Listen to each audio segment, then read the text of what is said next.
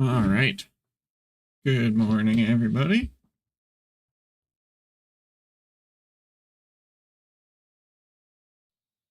Hmm.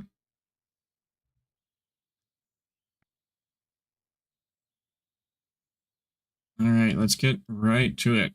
We're doing some more combat.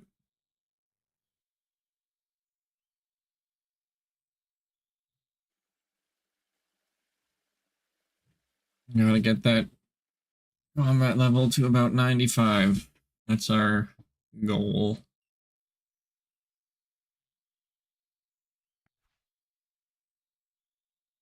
Wonder if I should leave this open. Nah, I don't like it.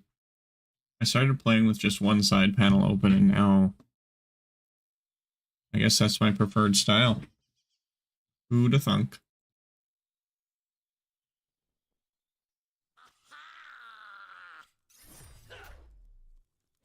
I think it's 68 with the hair beasts. Yeah.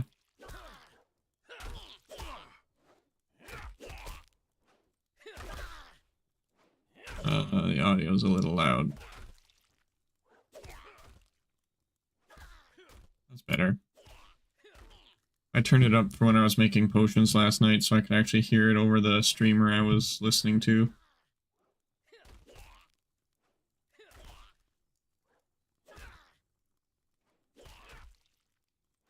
Oh.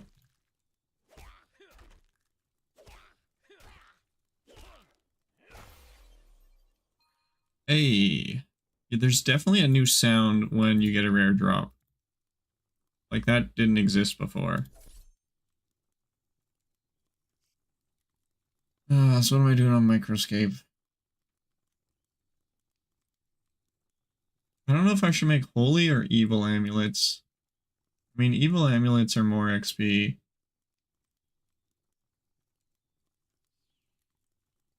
Let's make evil amulets.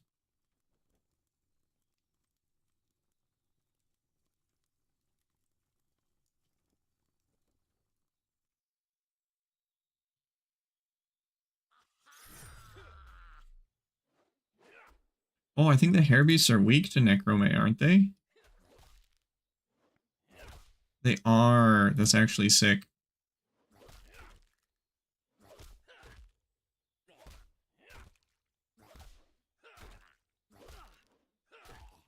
How much XP do I get for stringing evil amulets, I wonder?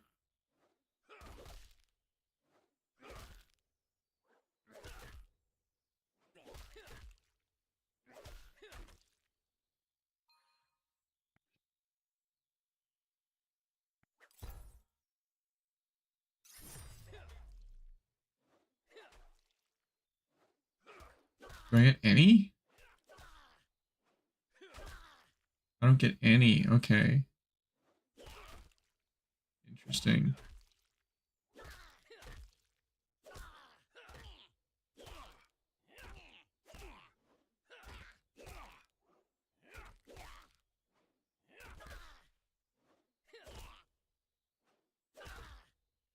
Oh, I don't have the XP pots on me. I want to grab those.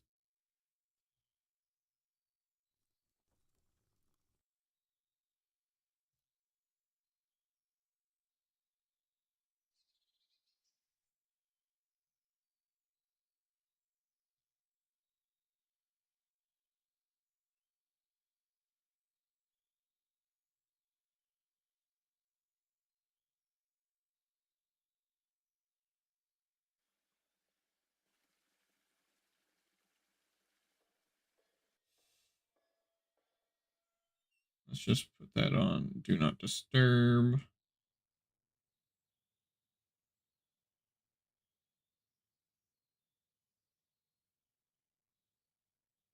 Okay, we're good.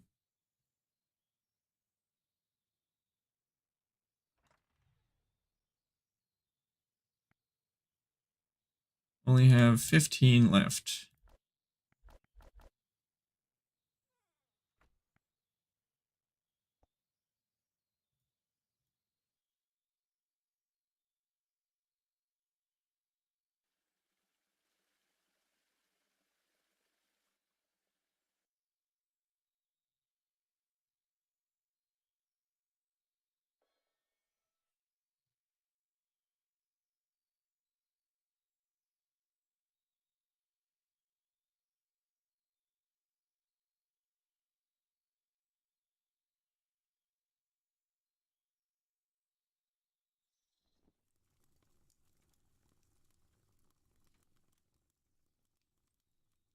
we're trying multi-streaming again to Twitch and YouTube to see if we can get that working nicely.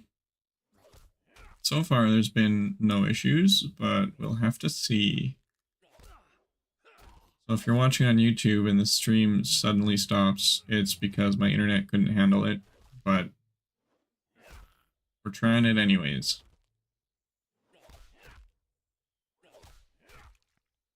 How are we doing on KP actually? 60%? That's fine.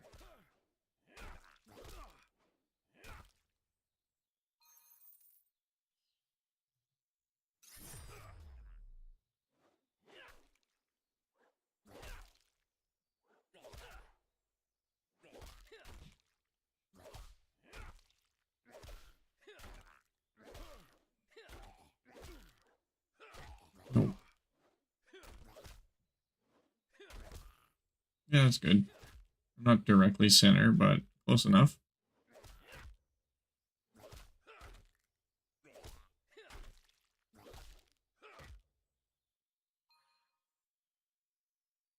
There we go.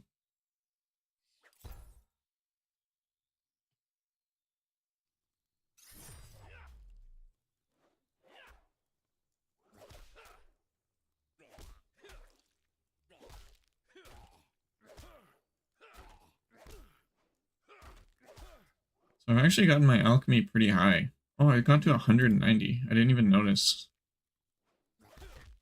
It's actually really exciting. We are making lots of progress.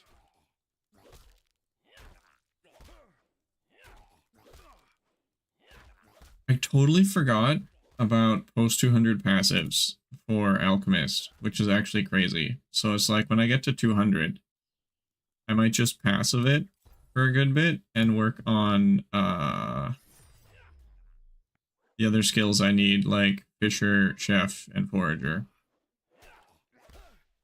We're not too far off with Forager. I think I'm probably going to focus that one first because I want to get the potatoes at 56. Because I need those for Chef. And then we'll probably do Fisher so we can bank all the fish that we need also for Chef.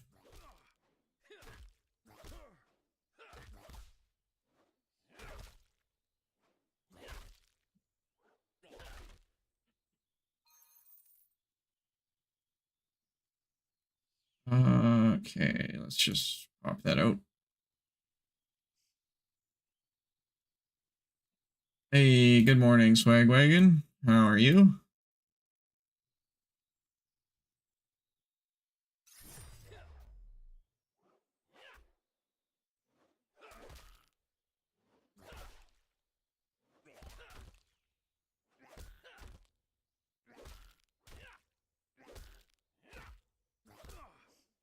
I'm alright, kind of struggling with work, but it is what it is, I guess. How about you? Not bad, not bad. Struggling with work how? Just like getting sick and tired of being sick and tired, or what? If I may be so bold.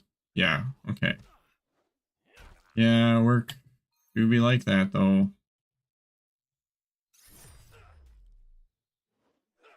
I wake up every day, like, about to throw up. I'm so anxious, it blows. Oh, man, that's so bad.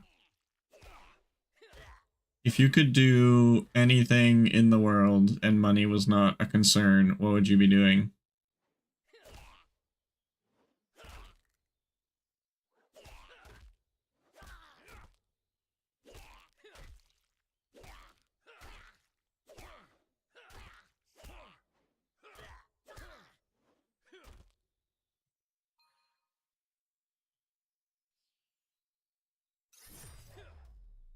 Consulting is so unorganized, it makes me go insane, and security work is strictly working on broken things, so you legit never have anyone happy and only clean up mess.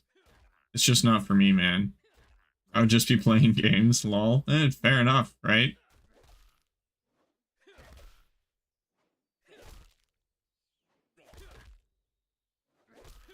See, I figured security work, like fixing broken things, people would be happy to see you. Because it's like, yay, the guy who's gonna fix everything's here. right? That's how I imagine it, but I guess people will be angry about anything. No, it's all COE types. They're just mad stuff's not working and want it fixed yesterday. CEO. Oh, okay, okay. Yeah, I guess that makes sense.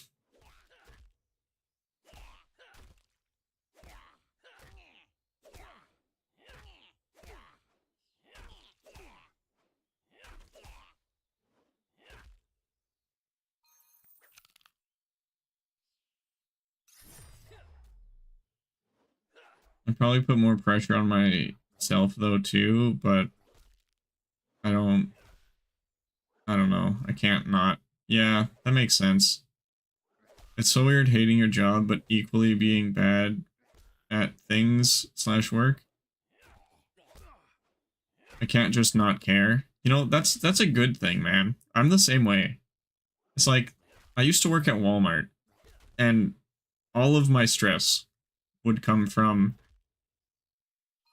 largely other people not doing their jobs. It's like because it's like I want the store to do well, I want the company to do well, and I get infuriated when others just slack off because they don't want the company to do well or they don't care. And it's like I can't just not care. Like I can't turn that off. So yeah, it makes it rough, but it's definitely a good thing, man. Yeah, exactly. I can't not do my job because I hate when other people affect me by not doing theirs. Exactly.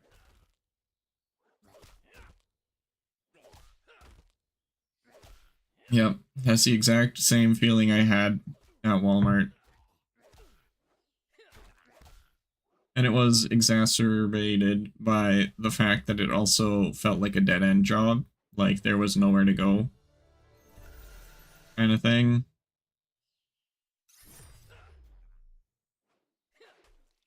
It would be fine though if I actually enjoyed what I was doing and there wasn't pressure from businesses slash clients.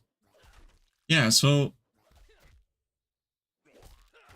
I'm a little confused as to what you actually do.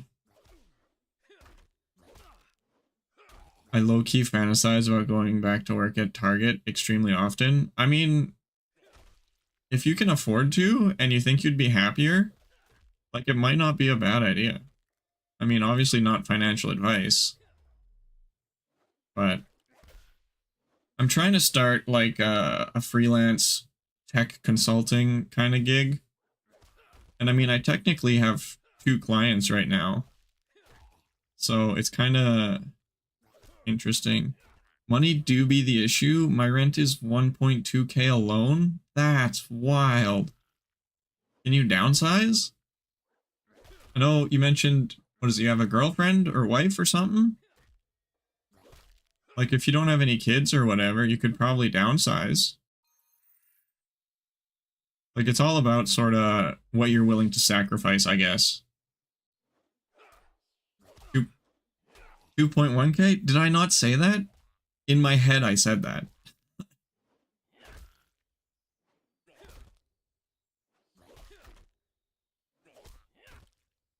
You said 1.2. Wow. This is my second coffee, by the way.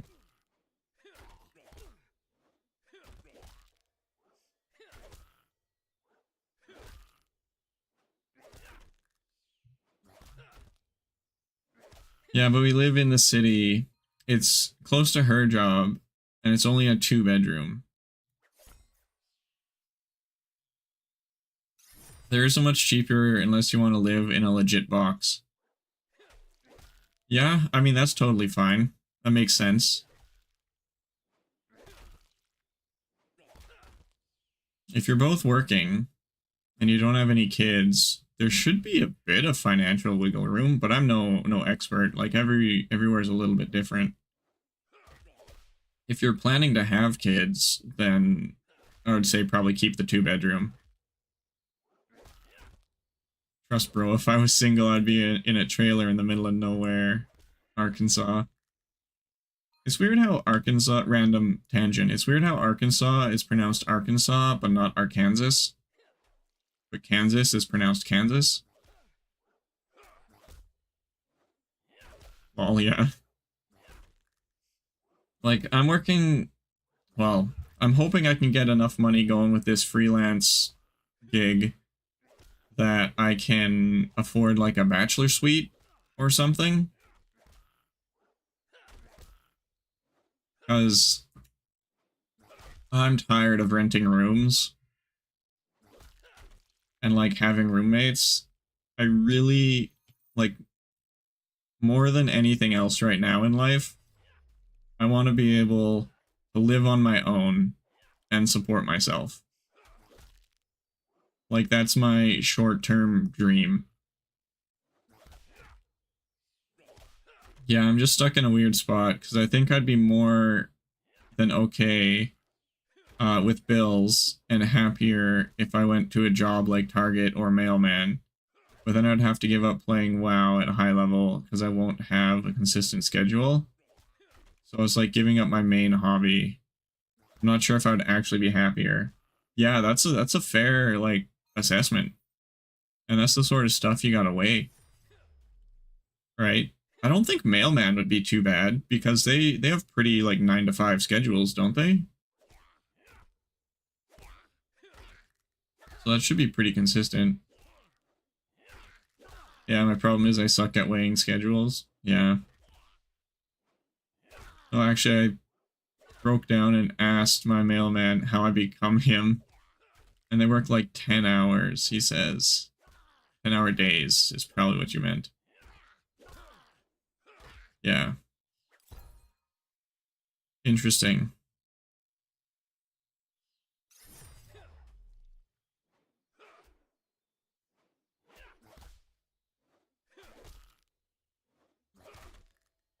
One of the, another thing, if you're interested in like the mailman type job, is like one of the jobs I actually applied for was to be a meter reader. Right? So you go like house to house or whatever and just like read the, I think it's like natural gas meters. Which is a similar vibe as to mailman, you know, you drive around and go to every house. They might be more 9 to 5.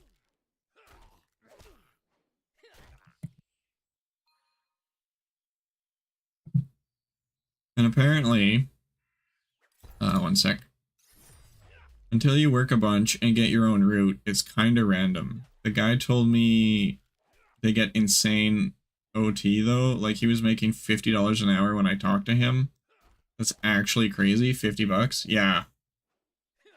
If overtime's double time, that means they get $25 an hour regularly, which is pretty wild.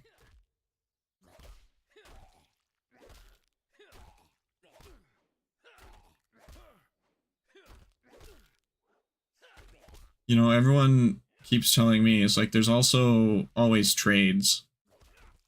Like it takes a bit of time investment, but it's like you could be a plumber and make solid cash. Yeah, it's not a bad gig, and it's something you can do forever. That's true. People always need mail till the drones come. Wasn't Amazon testing like delivery drones in New York or something? Did that end up going anywhere?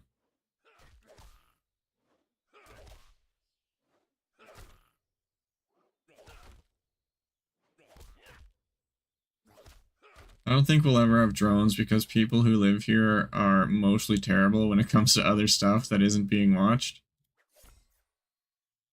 Yeah, they got shot down and stolen from. Oh, okay. Yeah, that checks out. You're from New York, right? So it's like, yeah, yeah, it makes sense. Till you can mount like Denver. Okay, that's right. I was talking with someone who was in New York. Someone was in here a couple days ago. New York is insane, bro. Yeah, I don't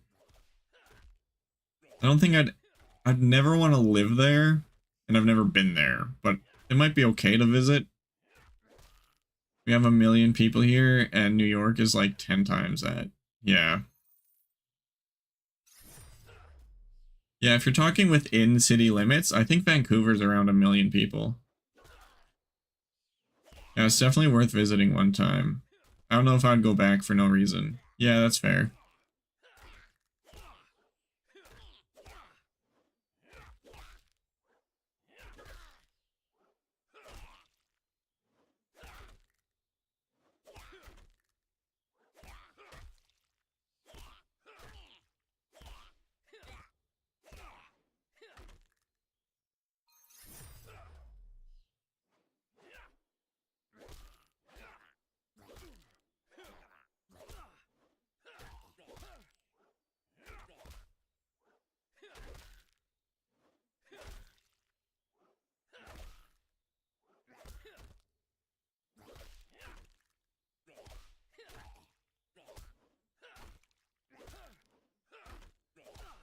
Okay, so far my internet seems to be handling multi-streaming to YouTube just fine.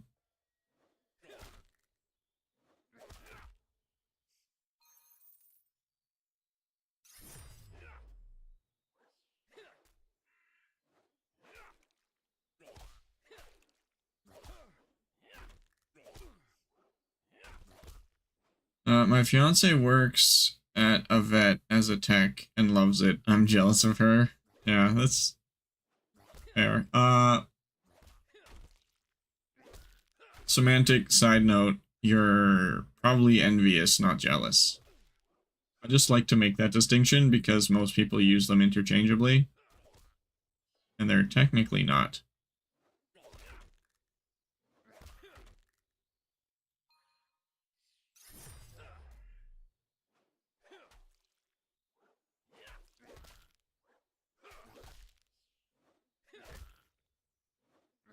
Oh, interesting. Yeah, so, jealousy, I never actually looked that up. So jealousy is the fear that someone is gonna take something that you have. Whereas envy is wanting something someone else has.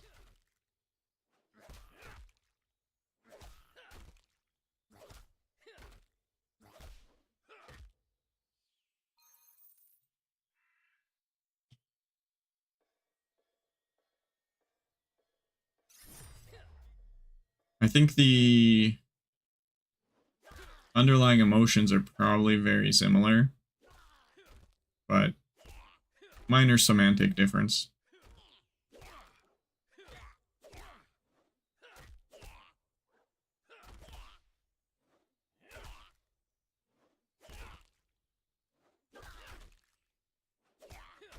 I feel like I've never actually been jealous of someone then. Well, I tend to get jealous in relationships pretty easily, I've noticed, and it makes things difficult.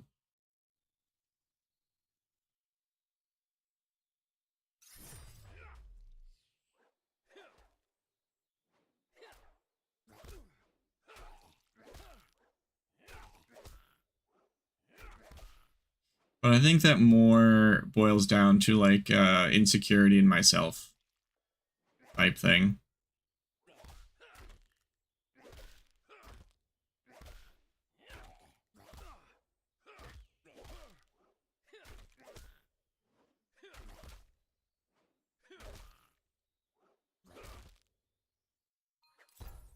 Yeah, it's been 10 years and we're getting married soon, so if she wants to leave me, she would have done it by now. Yeah, fair enough. Also, congrats. I'm envious.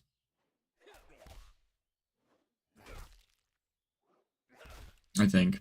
I don't know. I'm torn whether or not I want to, like, ever have a serious relationship or not. I think it would be nice, but then I think of all the things I would have to end up, like, giving up.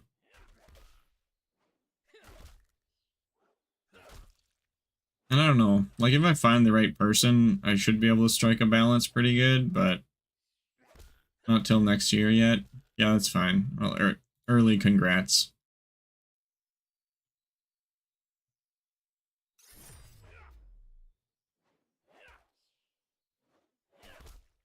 Yo, hey Ash, how's it going? Welcome, welcome.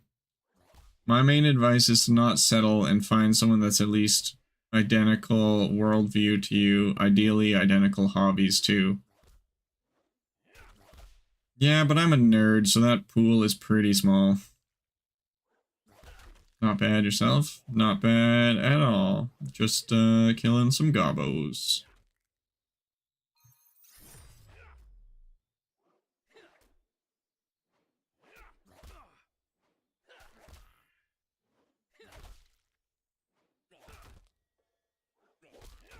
Yeah, it'd be like that. My fiance doesn't play games even remotely, but she tolerates the amount I play, so it's whatever. Yeah, that'd be my thing. Like, and I'm willing to play games a little bit less. I mostly just play games because I have nothing better to do. We have the same view on everything else, so we don't really fight much on major issues. That's good.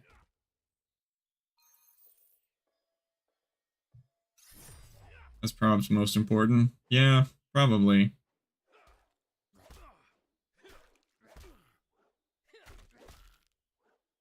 Nice, yeah.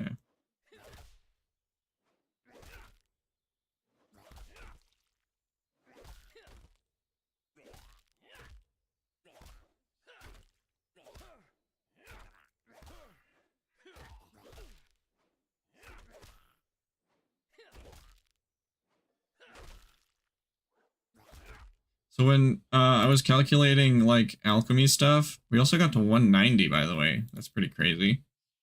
I completely forgot about post 200 passives. So it's like that'll actually be a huge boost. Like there's a post 200 Ebsworth that's before the level I need to get to, so that'll be really good. I play an absurd amount of games like BS, but my partner spends absurd amounts on Warhammer, so we balance out. Nice. That's actually cool. I never got into Warhammer, but I can see why people are into Warhammer.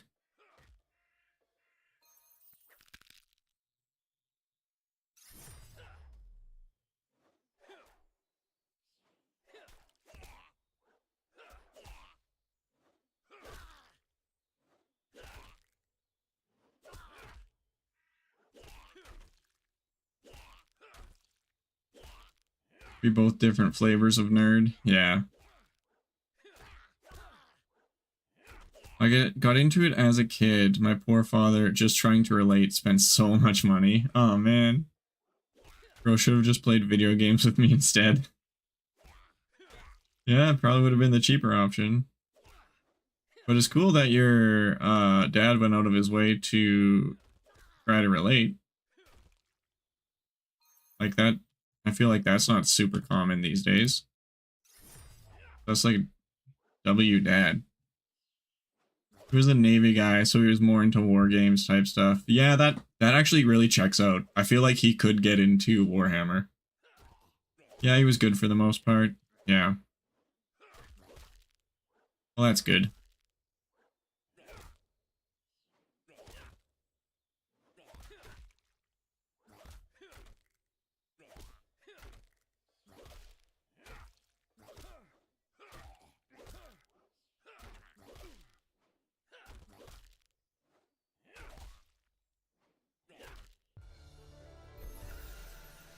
A 67 combat.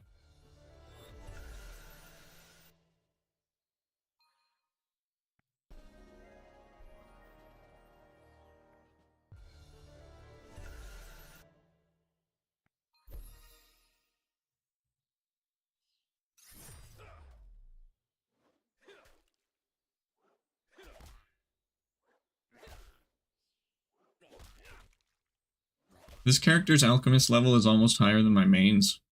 I think my main is like 207. I still need to get 314. That's gonna be a big grind. But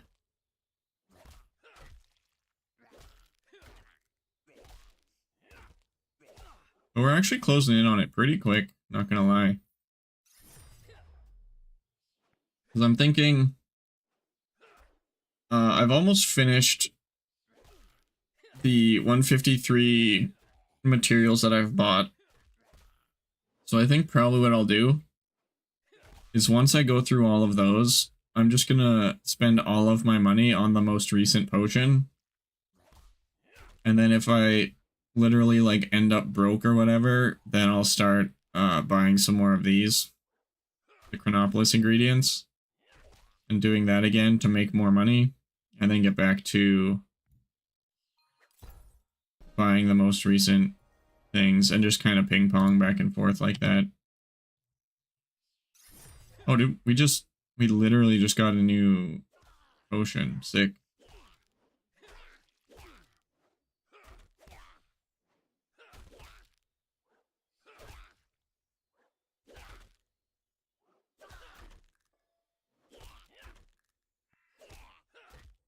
Uh, 68?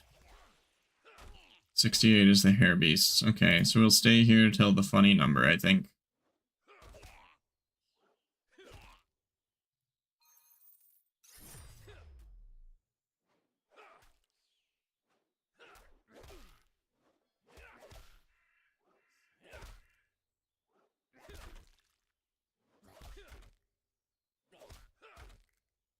What am I sitting on? About 4.5 gold. That's not bad.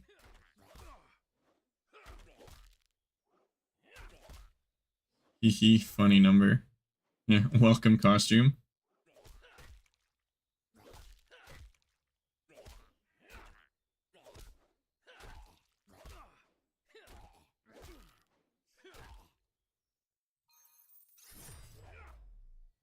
Now seems like a good time to do the 1 hour for all.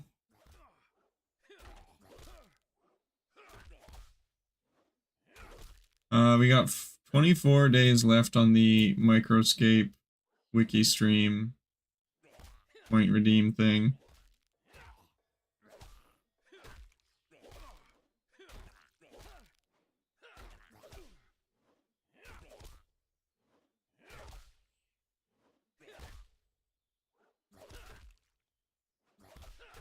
Uh, 1 hour for everybody.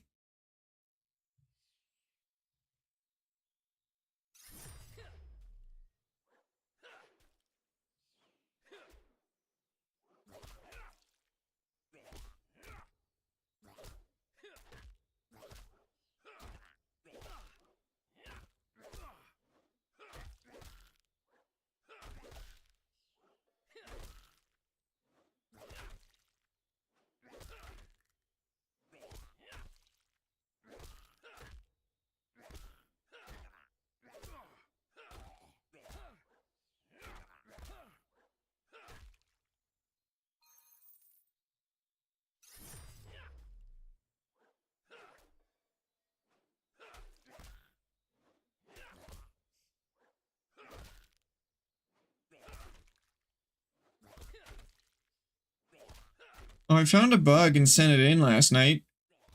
That was kind of fun, and I actually got an email response, unlike the time I sent a suggestion like 2 or 3 times.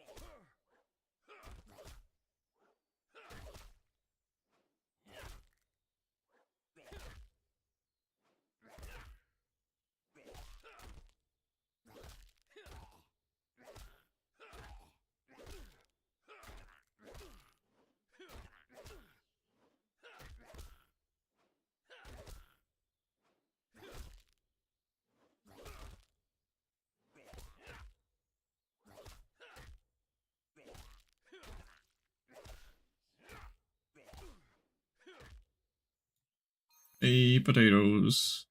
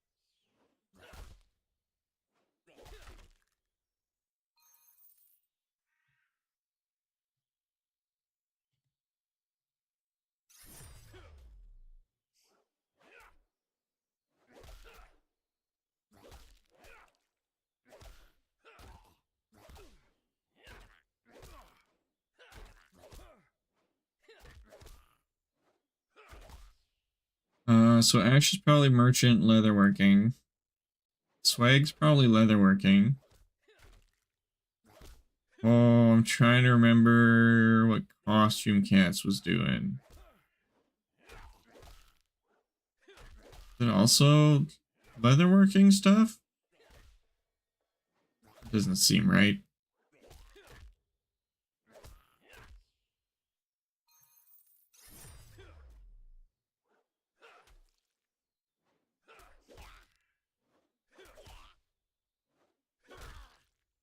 Nothing really. Okay, fair enough.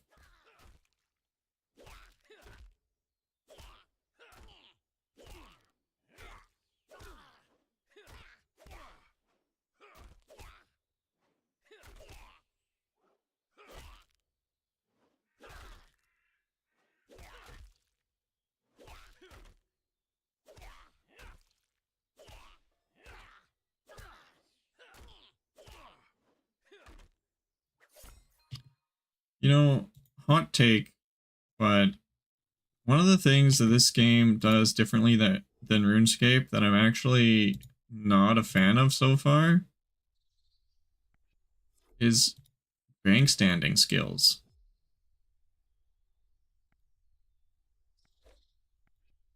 Like, I really like bank standing skills.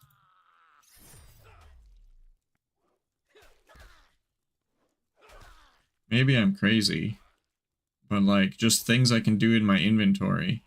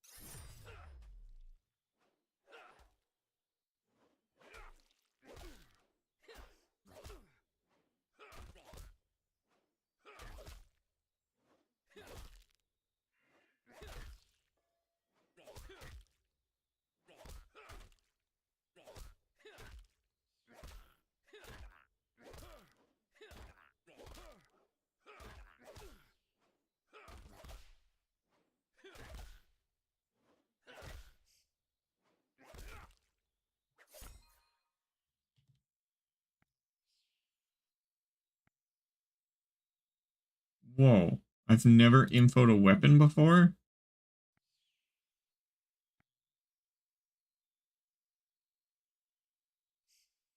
Range, okay. That's weird.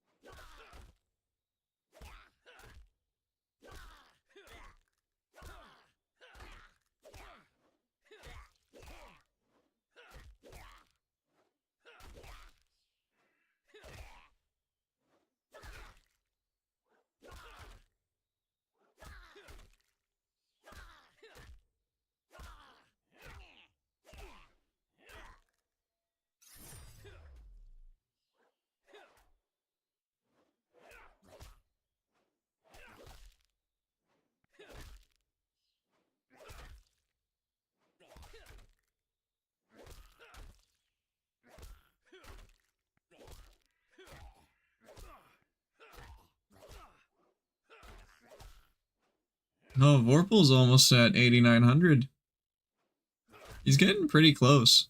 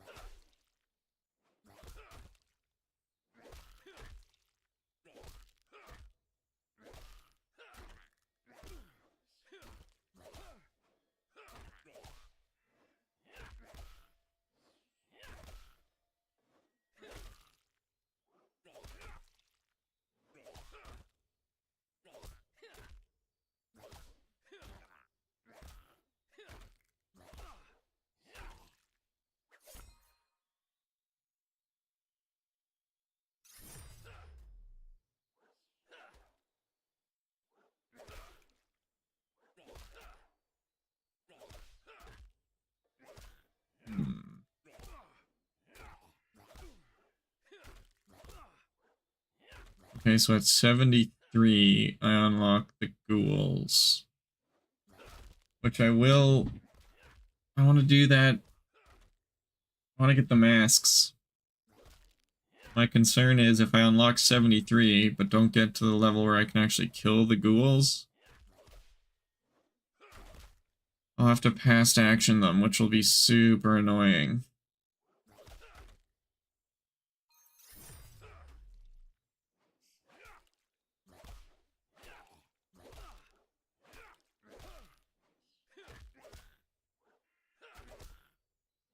What do you think? Do I just go kill 50 ghouls now? What is it, 50, 20?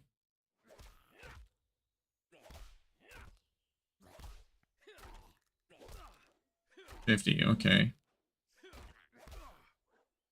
Oh, I've collected one somehow. Oh, I think I accidentally killed one when I was doing Forager.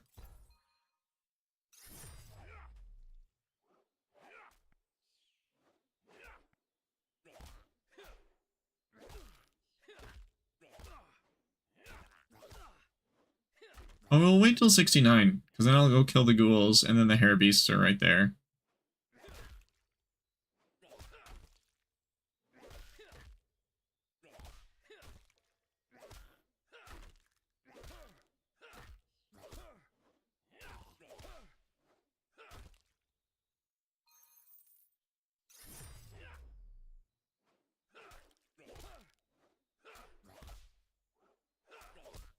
I don't know. I don't know, guys, if I should just send this factionless character, like, all the way. And then just whenever milestones happen, just let the chips fall where they may. Or if I should strategically plan around milestones and sit on this character for, like, possibly months yet.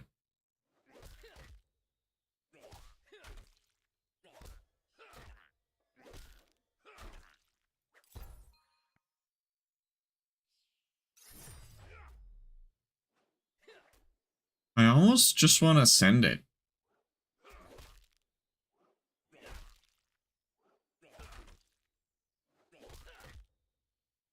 But I'm having trouble deciding.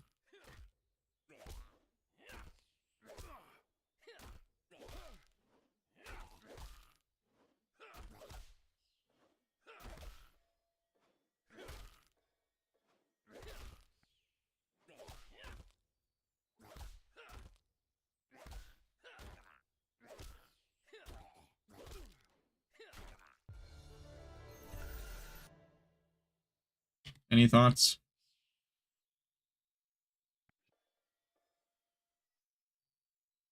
Oh, there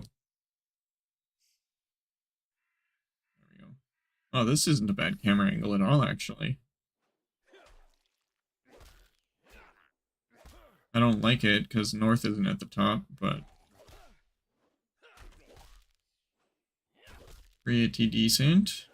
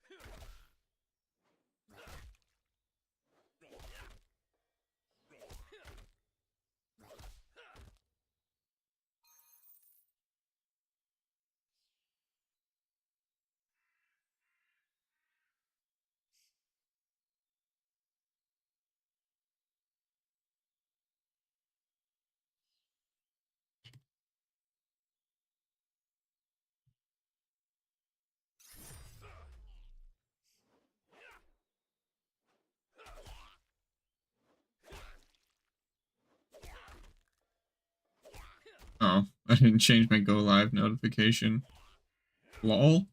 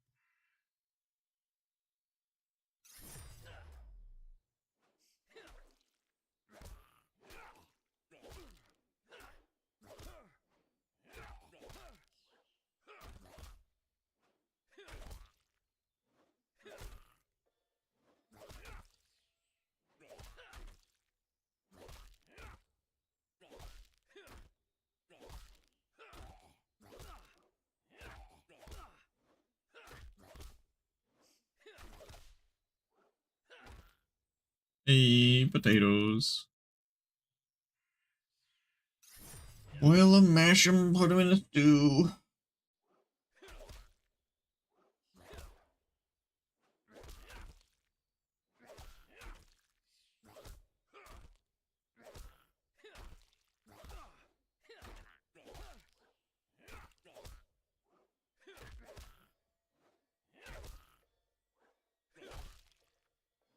What?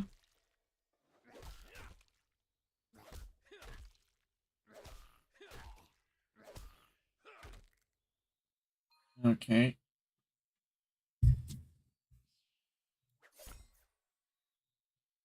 I thought I was charging my vape, but turns out I wasn't. It was plugged in, but not charging. 3.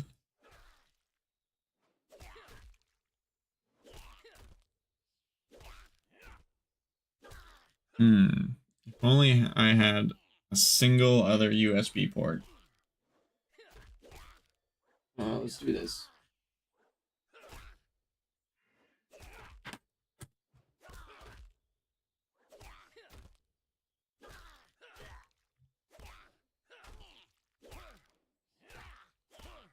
There we go.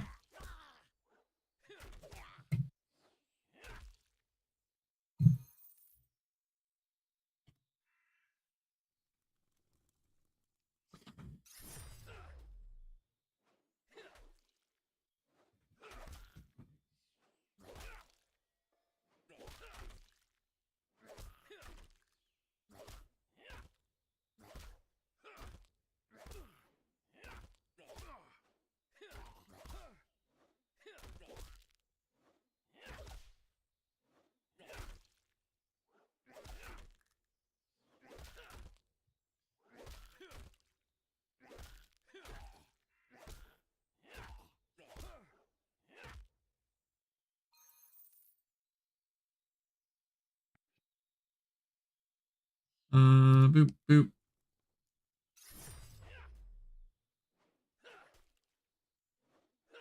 Hey, crafting level, sick.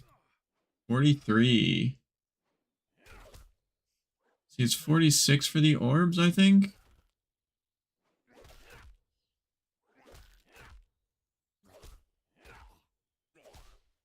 Oh, okay.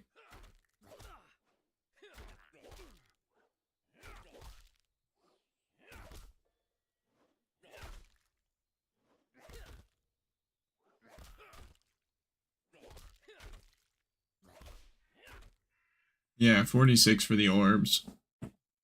Oh, that's like such good experience too.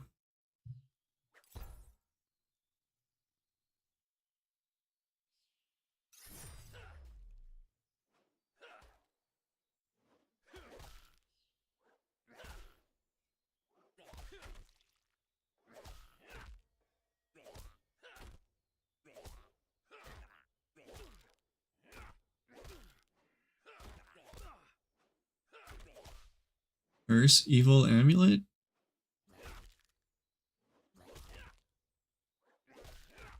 Totem of Zem. How much experience does that give? None. Okay. Interesting. But there is a level requirement. What is it? Oh wait. Not the dim evil amulet. I just want to know what the amulets even do. Okay, it's evil amulet. Requirements to equip 43 piety. Abilities paralyze monster. Okay. We got ads in about a minute, by the way.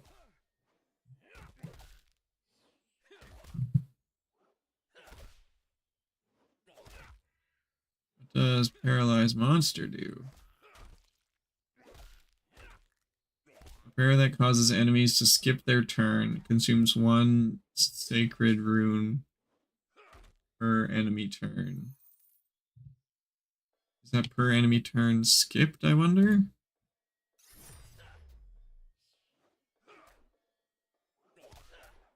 It needs 2,000. Okay, let's look at the Holy Amulet.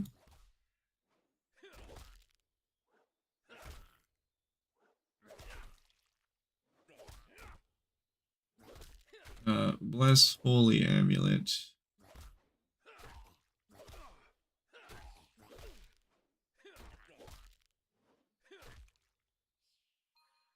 Piety level 22, so it's a much lower piety level.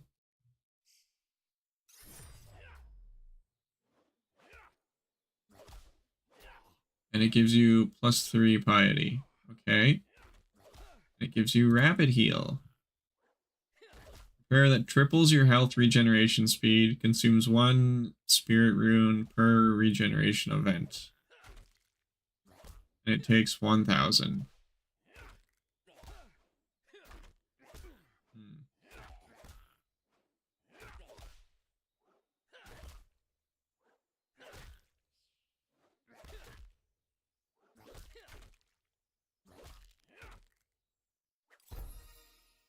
A68. Okay, we will be right back because we got ads.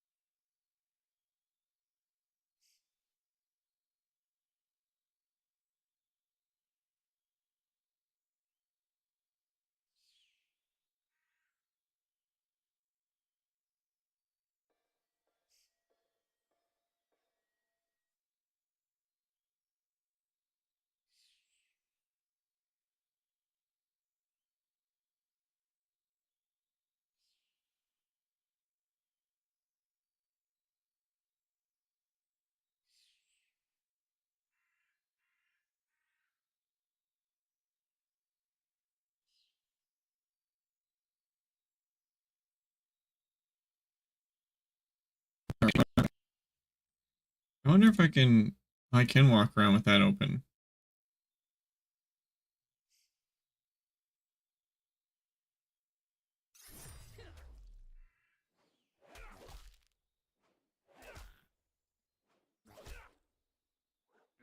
Okay, now we plug in the vape.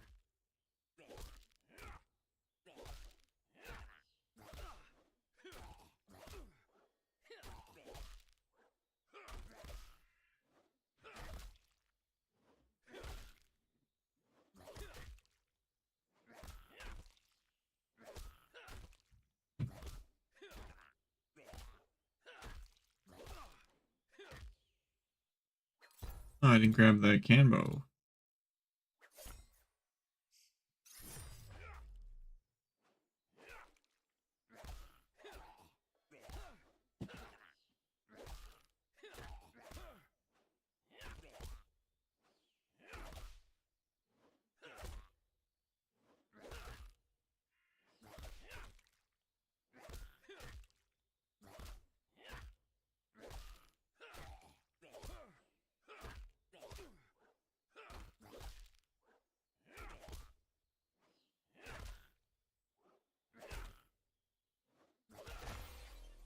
Hey, epic gloves. Sick.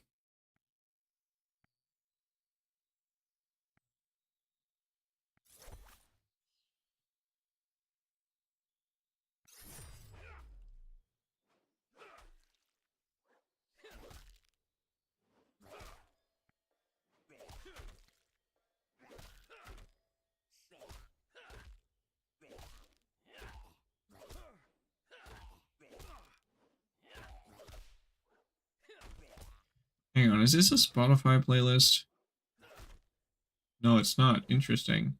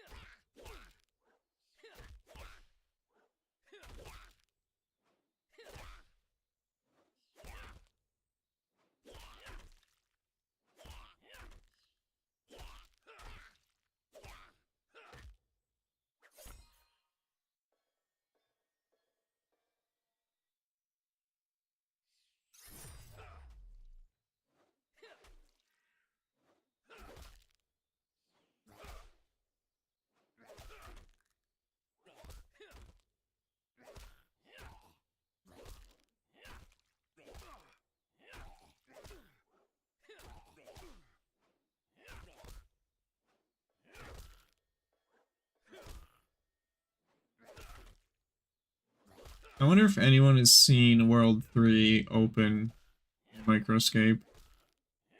I never have.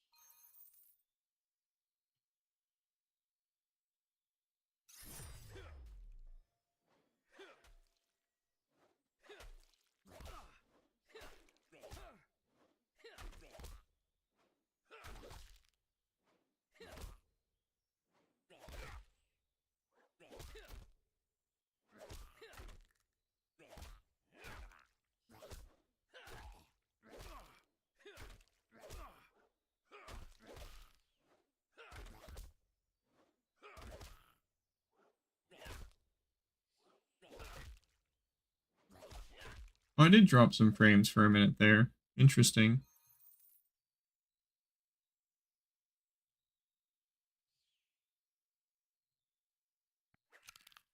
Potatoes. Yummy, yummy.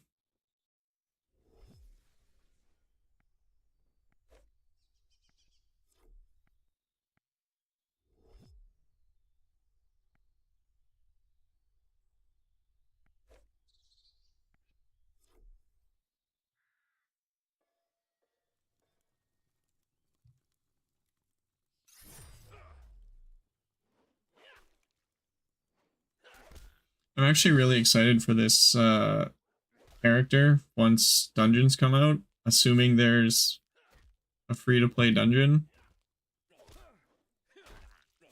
That would actually be really sick. Because, like, the endgame plan for this character is to have all epic gear.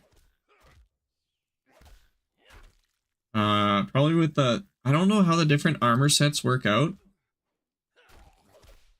Because, like, sometimes you get a drop that's the same level, and it has like higher protections in one area than another. Right? So it's like, ideally I would want full epic sets of each type of armor. Ideally every epic weapon with the max roll % damage for the element.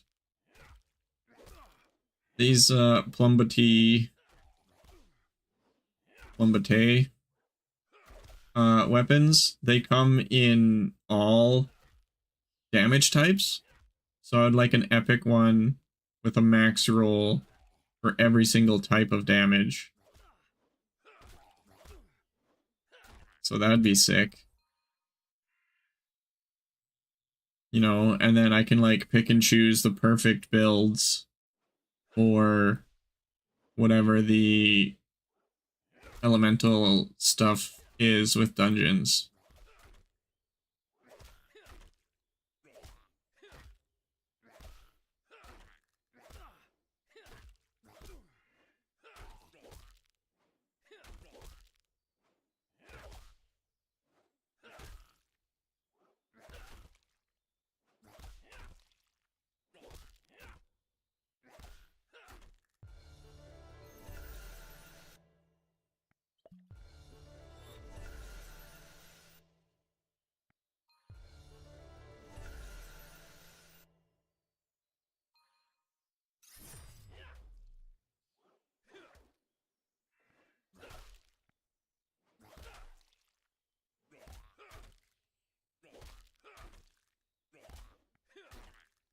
Ooh, 75. That was a nice one.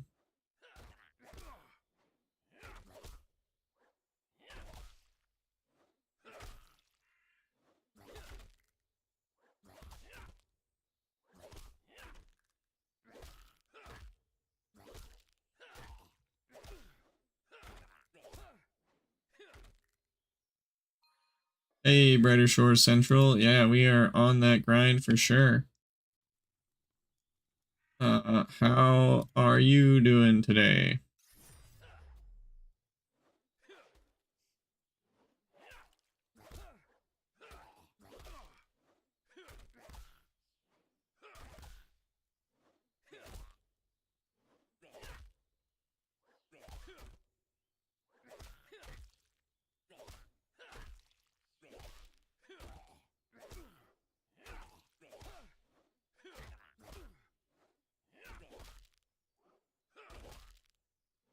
I've been experimenting with putting up some YouTube shorts. Yeah, I saw a couple of your shorts recently.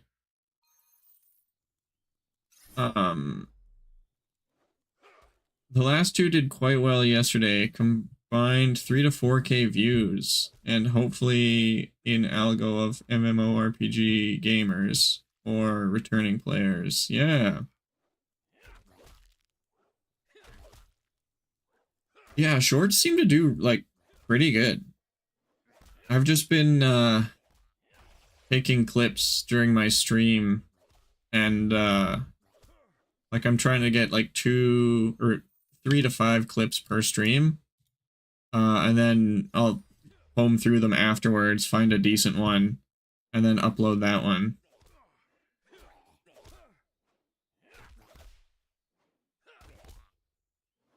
Yeah, shorts are super effective because many people got into the habit of scrolling shorts / TikTok, etc. Yeah. Both of your shorts have been showing up on my home screen pretty consistently. Nice, that is very good to hear, Ash. And you've been watching them all the way through consistently, right?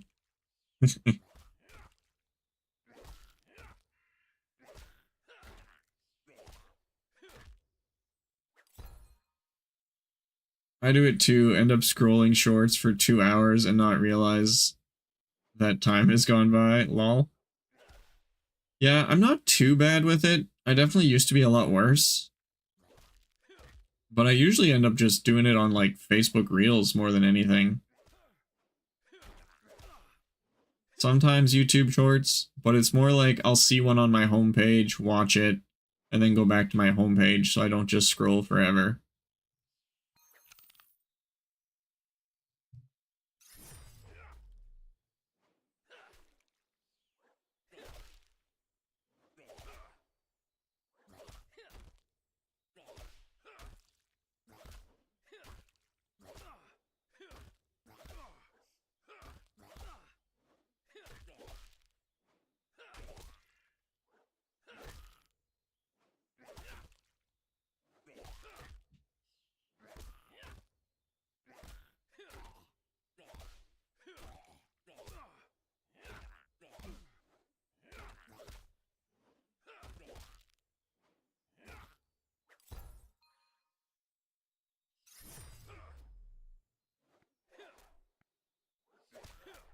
wonder if this shield is better.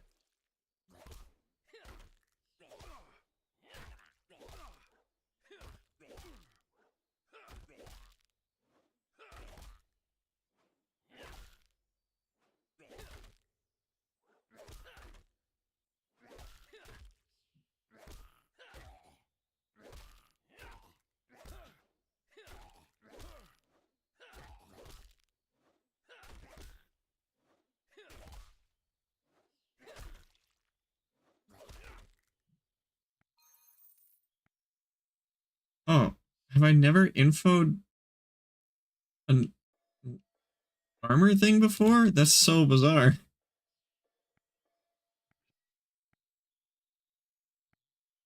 Okay, it's worse in every way still.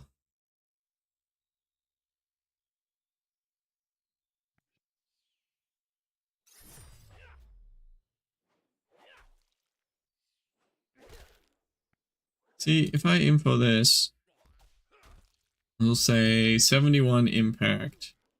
And yeah, we'll compare the lowest and the highest. So 71 impact protection resistance, I guess, and 88 Infernae resistance. So this one is 72 cryo resistance, but also 88 Infernae resistance. Interesting. So different types of things have different stats.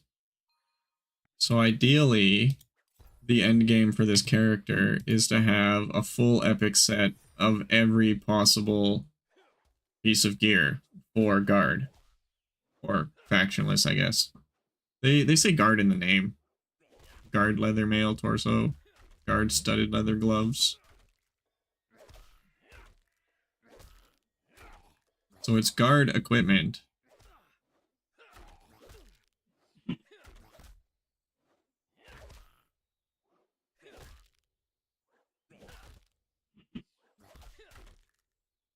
That'd be cool, right?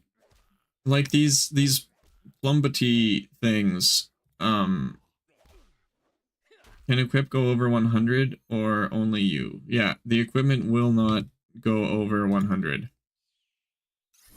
That's been confirmed. But like the Plumbity here, it actually comes in every single element type. So it would be cool to get epic like max rolls for every single element type of this weapon.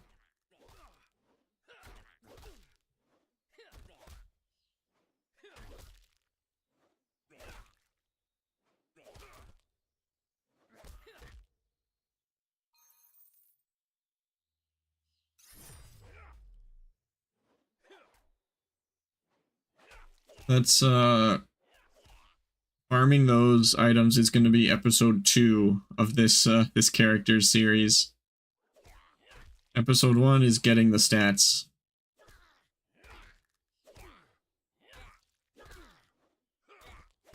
Episode 2 is getting the gear. Episode 3 might just be random grind, or I'll just sit on the character until dungeons come out, and then we'll do dungeons.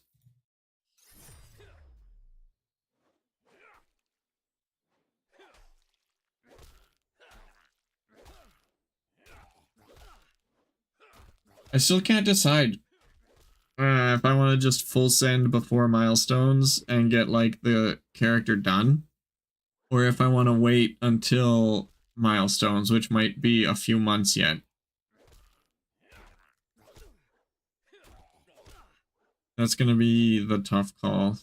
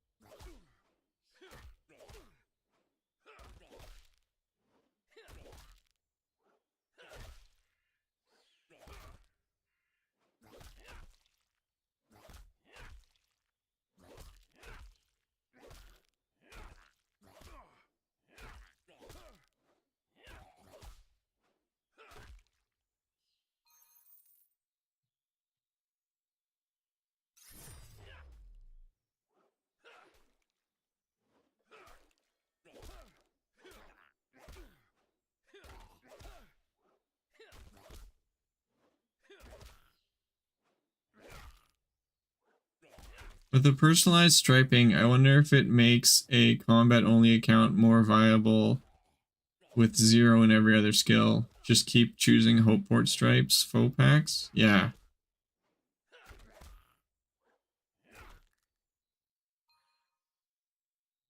You'll still be limited by not choosing a faction. Right? So in theory, you won't be able to get past level 100.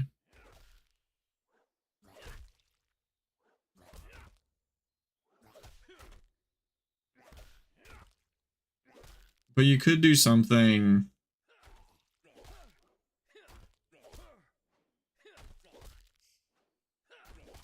Hang on. What could you do here? Hopeport level to 40.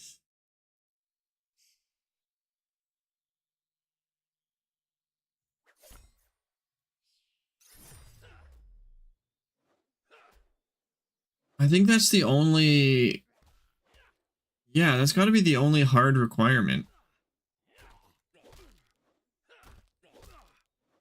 So, I mean, you could make it work. Not with 0 in every other skill, but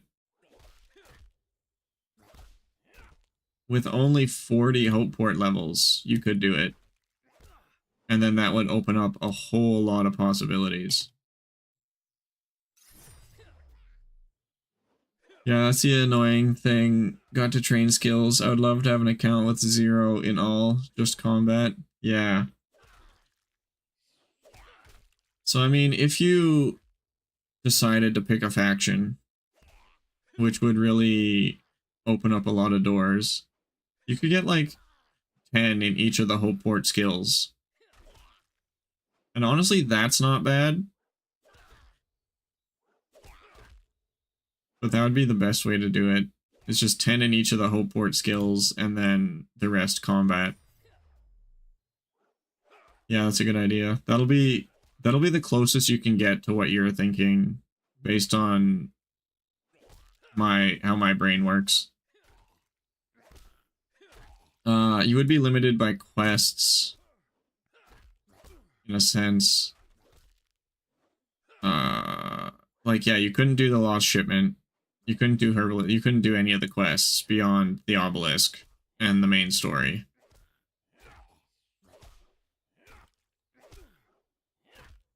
But if you got Hopeport 10s, went and did the part of the story quest that you get a faction for, that would really make an account with, you could just say, like, lowest episode level possible kind of thing.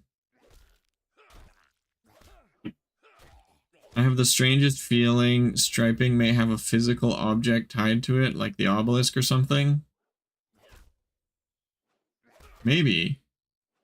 I almost think it's like a click on this sort of thing to open up the window, but that could be interesting.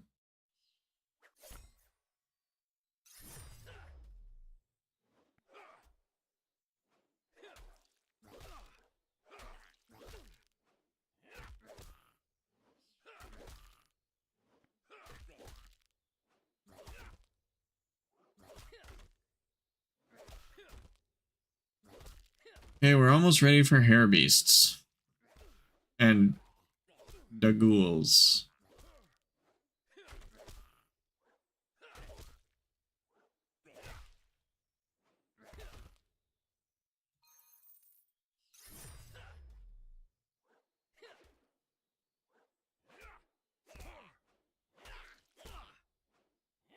Yeah, that's no evidence, just weird vibe I keep getting from Andrew's original post. Yeah, it's fair enough. I would expect it to be an interface thing, not like an item thing, but who knows.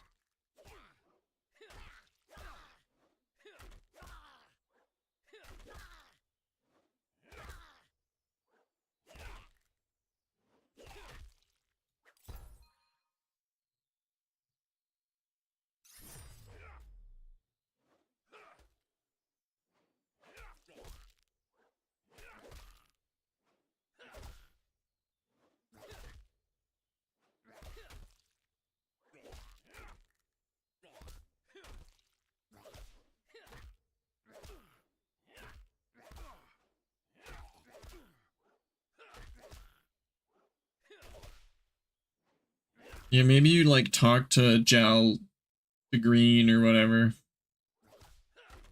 And just be like, these are the next things I want to fight.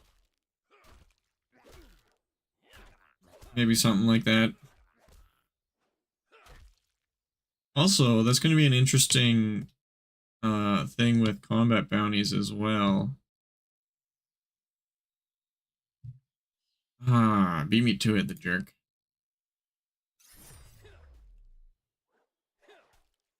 Like, combat bounties will have to pay attention to what striping you've picked kind of thing.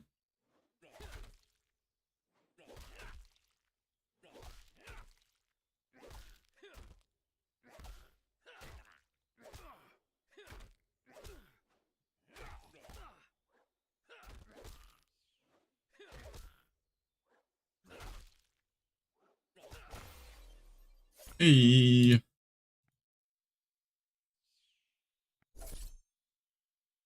Oh, I've seen a bunch of other people's opinions. Oh, okay. Oh my goodness. Uh, Thoughts on bountiful milestones?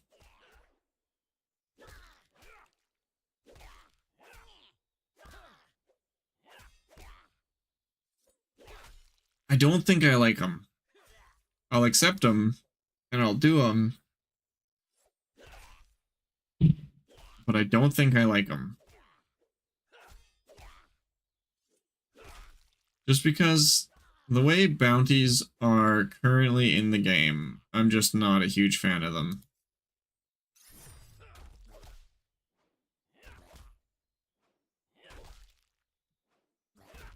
Being chef in particular.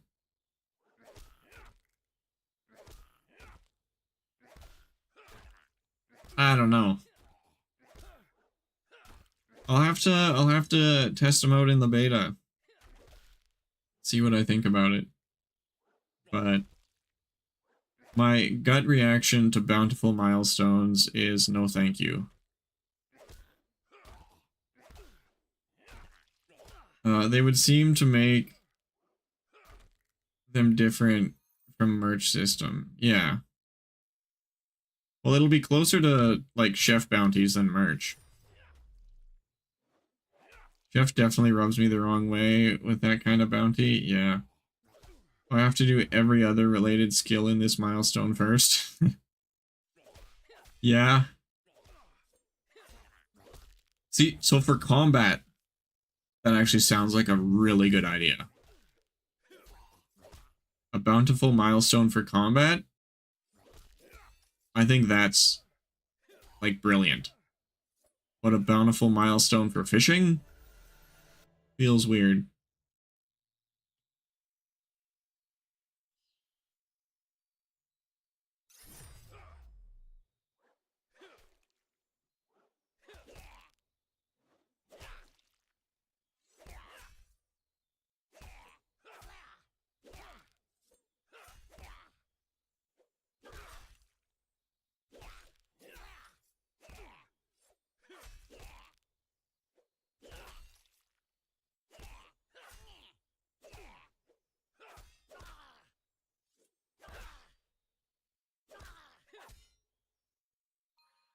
Ah, so close.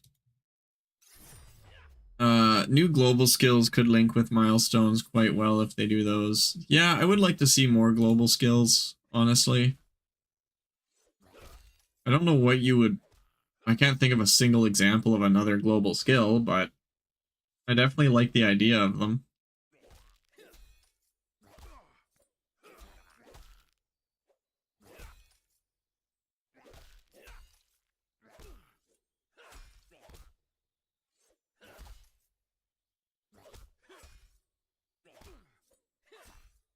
Oh, Ash coming in with the song request.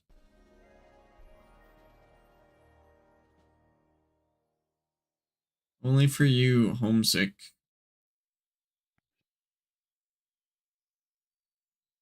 Engineering, archaeology, plunder fiend, magic. There's a few good ideas.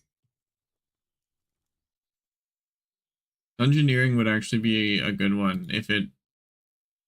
I mean, I assume it would relate to dungeons somehow. So that might be okay. Archaeology. Yeah, that could be a good global one to help sort of like piece together parts of the lore or whatever.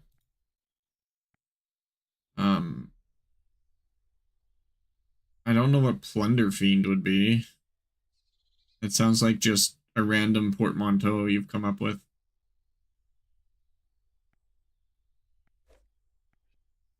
That's the word of the day, by the way, portmanteau.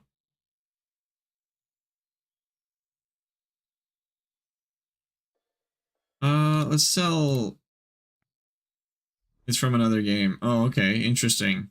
What does it do in the other game?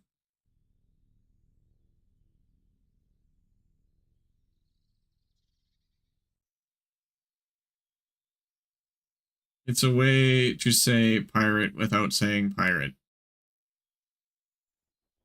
Interesting. Chest rewards go up. Huh. Essentially stealing, but makes sense as a guard rather than a thief. So, like, we're stealing from the thieves, I guess.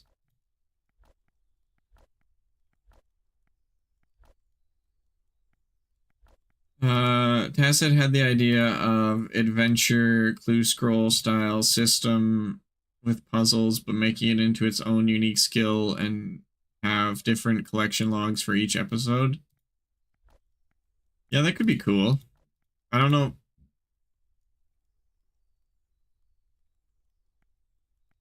Having it as a skill feels a little odd. But it does make sense. I don't know why, but my gut reaction is that probably shouldn't be a skill. I definitely want collection log. For sure.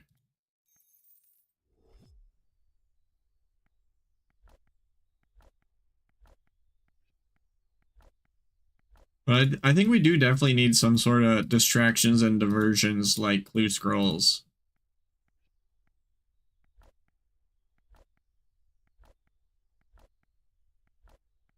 You know what would be cool is if every single drop was a collection log item.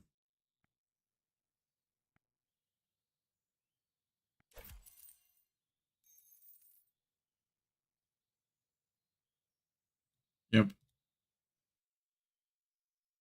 Like, I just went and sold all my gear, so I can't really show you, but it's like, if guard leather boots, you get one of those, it's a collection log slot. You know, guard round shield, you get one of those, it's a collection log slot.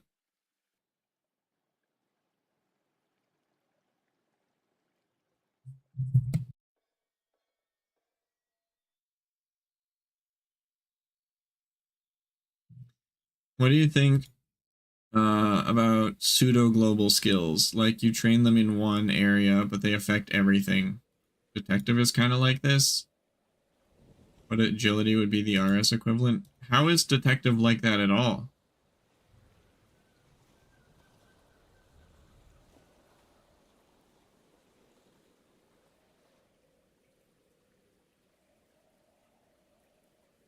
Detective doesn't affect anything other than den raids.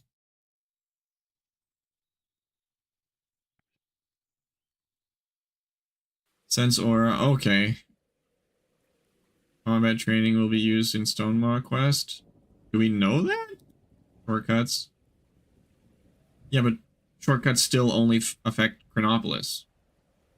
And I guess same with Sense Aura right now. But obviously the last one's only Cran, yeah.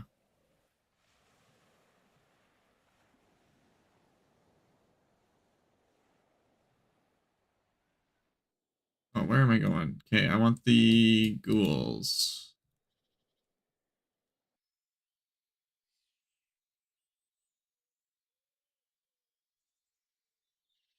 We sort of know. I mean, that's the first I've heard of it.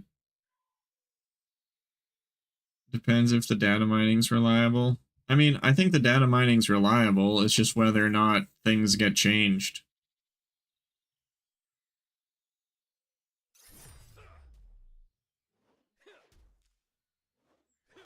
Oh, you're immune to Necromate? Gross.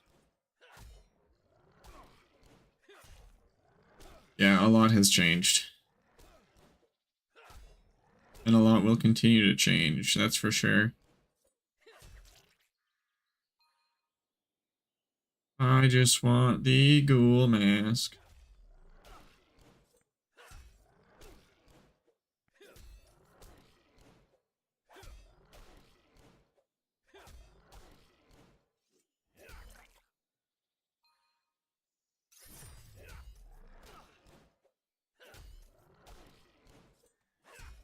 I think alchemy is probably the better example. Basically global. Yeah. Alchemy is probably the best example.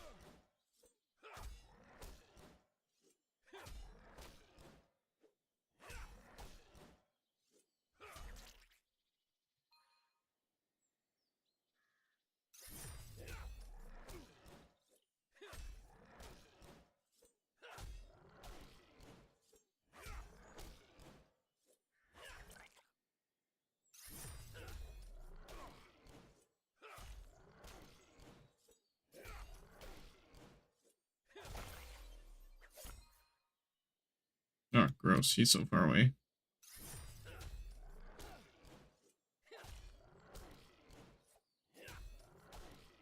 Yeah, alchemy is the best thing of a basically global skill.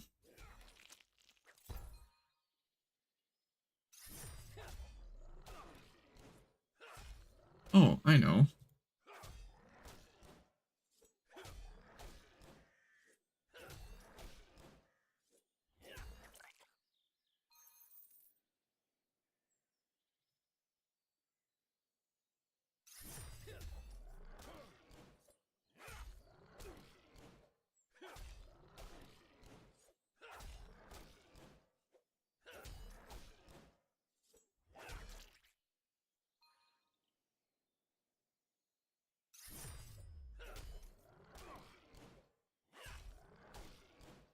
I hit 3k total on my main, by the way.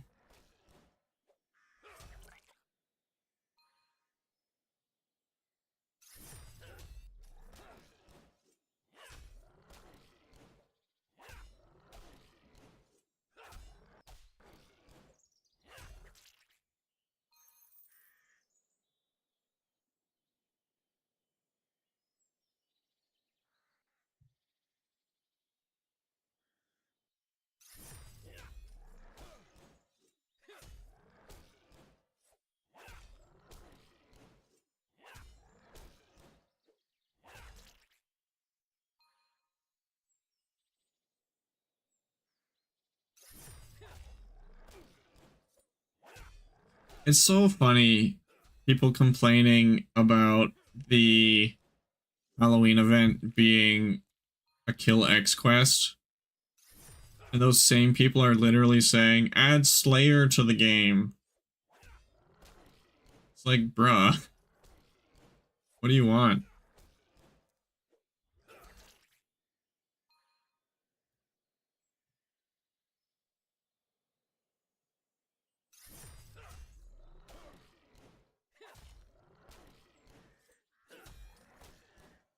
Well, yeah. Like, that's so bizarre. And also, that's what combat bounties are gonna be.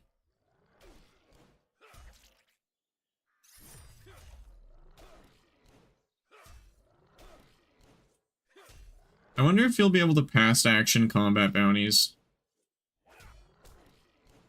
Is it gonna be like, kill 10 ghouls? Or is it gonna be like, kill 10 shambling ghouls? I know shambling ghouls are the lowest, but...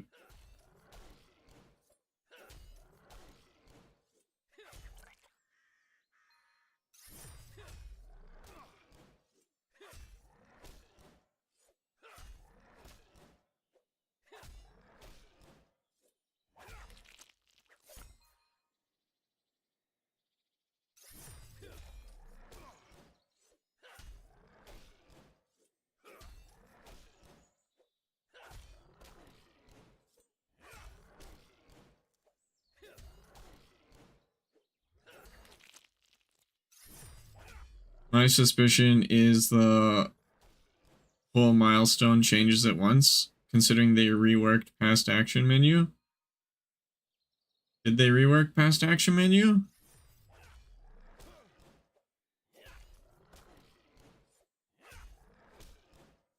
So you're thinking once, say, you get to milestone 2 or whatever,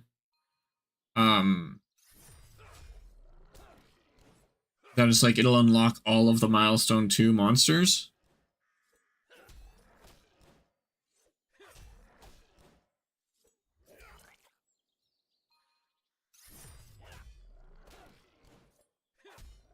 Yeah, okay, interesting. I like that idea.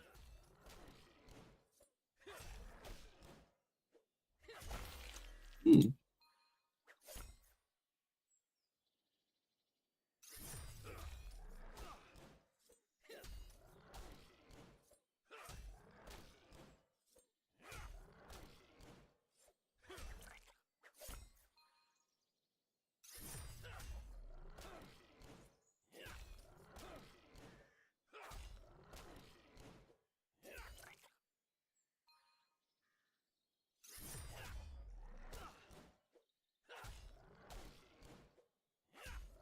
Just on the side tangent to get, oh, legendary combat bounties. Yeah, what would that even be? There's no way we're getting mini bosses, right?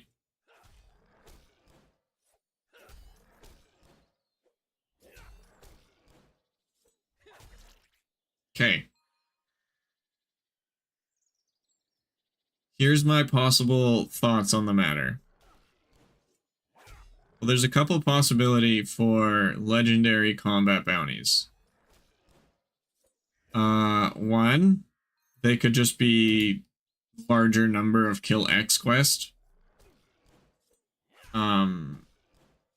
Two, they could make quest bosses repeatable. And then the legendary bounties would be that. Or three, they hold off on the legendary combat bounties until there are repeatable bosses or dungeons. Imagine legendary combat bounty be go do this dungeon X number of times.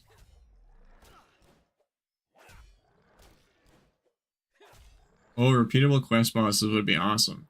Yeah, like I feel like it would be little more than flipping a switch on their end to make all of the current quest bosses repeatable. Right? Like, it shouldn't be a lot of work. Basically, just give them a respawn timer.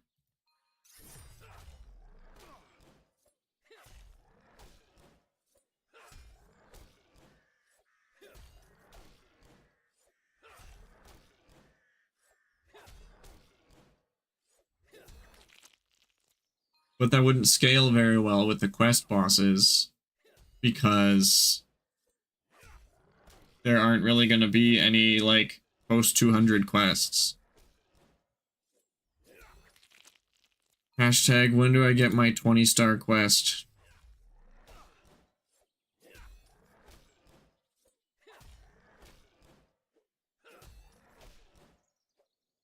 Not even that, just only have them appear when bounty's up. Yeah?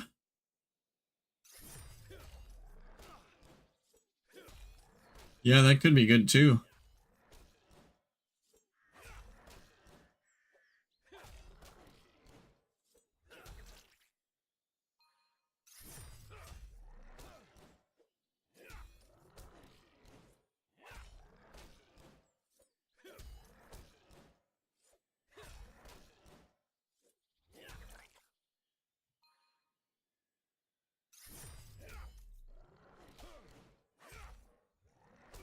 Yeah, because I'm willing to bet that right now there's a flag on characters that marks whether or not they've completed a quest.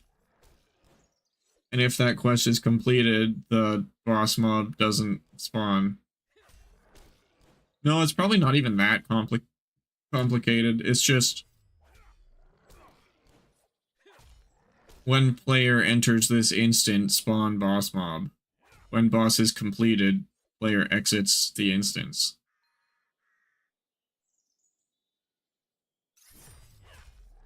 That's probably the simplest way of doing it.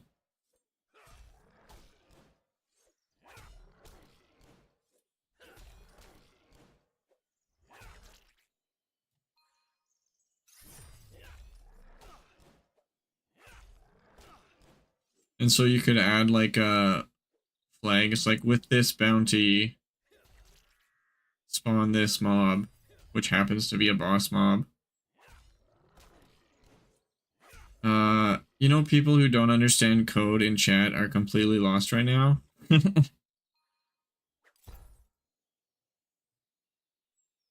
Yeah, well, I mean, I'm kind of just thinking out loud, and I thought it made sense. Maybe it is too abstract.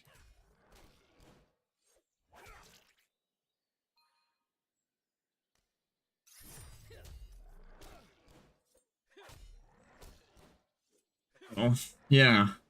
It's just funny. It's true. Like, if we look at the quests, it's cool to hear for me at least. Yeah. So, I mean, like, if we look at the quest, for example, the main story, like, all of these little checkboxes are, like, quests in the step, or steps in the quest that are tied to my character, right? So it's like, character is at main story step X, main story level up step 4, I guess, kind of thing. Because I've completed these 3 things. I just need to talk to Corporal Bins, I guess.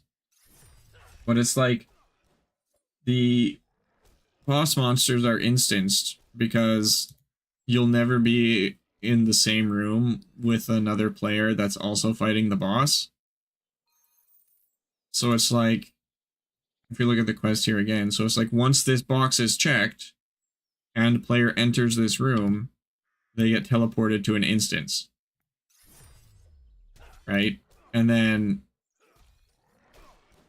that instance stays open until the boss is dead. When the boss is dead and the player leaves the room, the instance is closed. Is probably how it works. That's how I would do it. I think I'm almost there, actually. Oh, I got him. Okay. Let's get the ghoul mask, yo. Augers.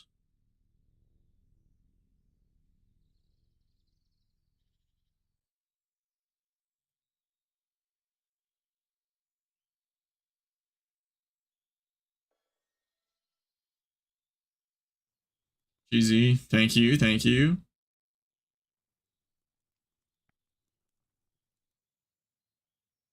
Huge unlock for the account. Yeah. This changes everything. Just we're so close to 5 gold, too.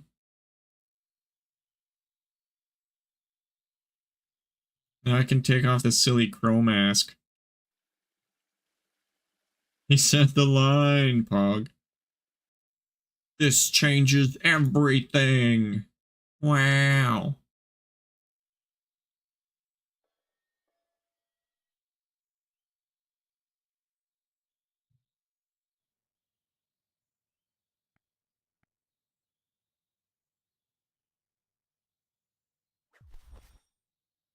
Nice. This is gonna be the best in slot mask. Oops.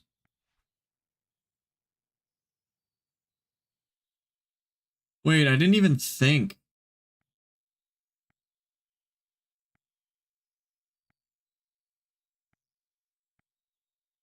Has anyone looked at the player cards with these masks? That's so great.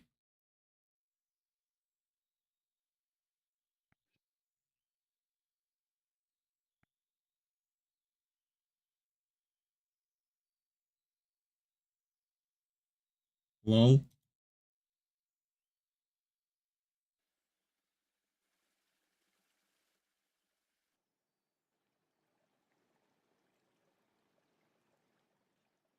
Looks like you're gonna ask me for a cig at a gas station.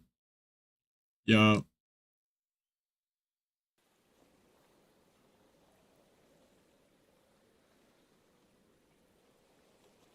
What do you think? The ghoul mask definitely sort of suits the look, right? I just wish I could get my skin to be that pale, and that would be actually really sick.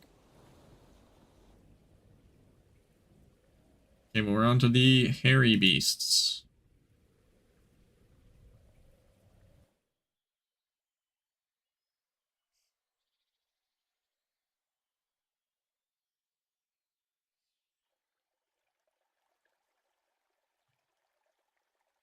What's going on with your micro? Oh. What? Rejoice, thy deeds have earned thee a place in the annals of greatness?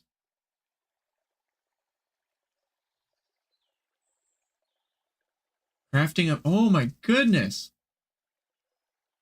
Home unlock. Novice level skills. Crafting apprentice level 30 of 30. Oh, I see it too. Cool. Close. I got another one. They just, like, literally this minute added achievements? That's wild. Home unlock. Novice level skills. Mining apprentice. Another one. Another one. Fishing apprentice.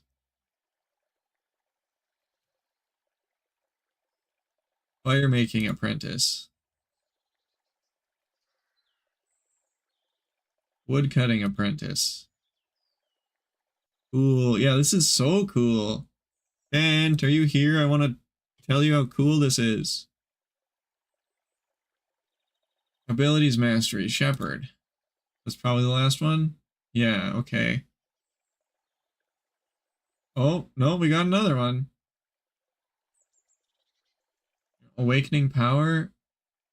Reward earned 2 times time crystal.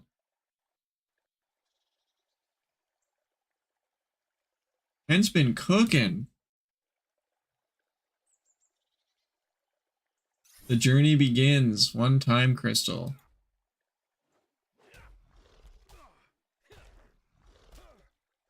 Equipped and ready.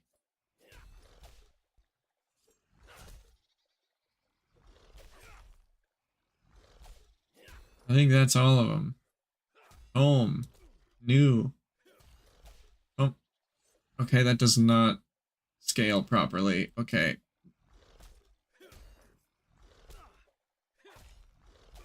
Journal and Compendium of Cronus the Pioneer. Home of Knowledge.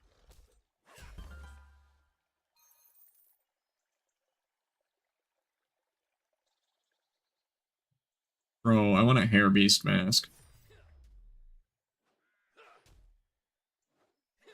Try control scroll. Oh yeah.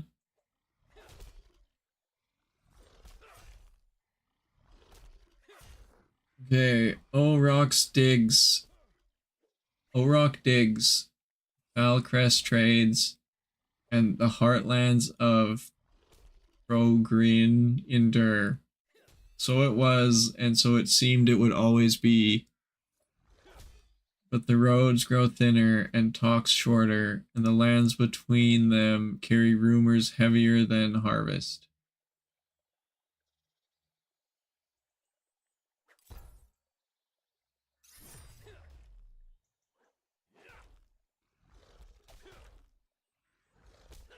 Achievements. Oh, nice. 11% total completion. General, 75%? What else do we have in general? Rising Star? How do I get Rising Star? Reach 75 in any skill. Okay. That's going to take a hot minute. What is Awakening Power? Enable your first ability. Okay. Novice level skills. Yeah, basically get everything to 30.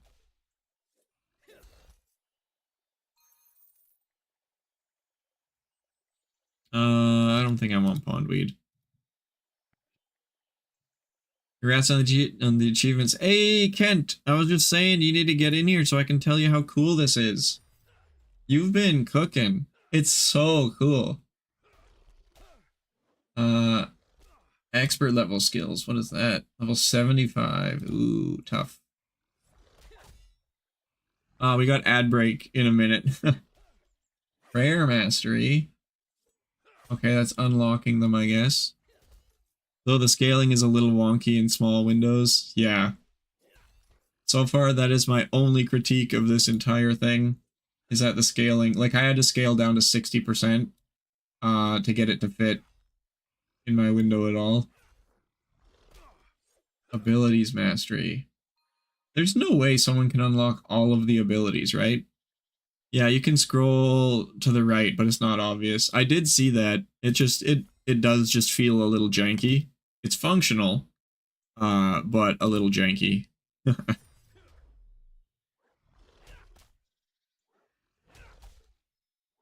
What else do we got here? Boss mastery. What? Mothman. Oh, I didn't know Mothman was a boss. Okay. Is that just KC? Yeah. I might add a little hand cursor so you can drag it. Yeah, that might not be bad. Monster mastery? KC? Oh, so it looks like it wasn't counting KC before, because I've definitely killed more than 200 chickens, mice. I don't think giant rats. Lol, I died. Okay, that's fine. Drop collection. Find a lucky pot. Okay, yeah. It looks like these also weren't tracked before, which is fine. Mineral. Okay. What do we got here? Bestiary. Yeah, okay. So you just started tracking these. That's cool.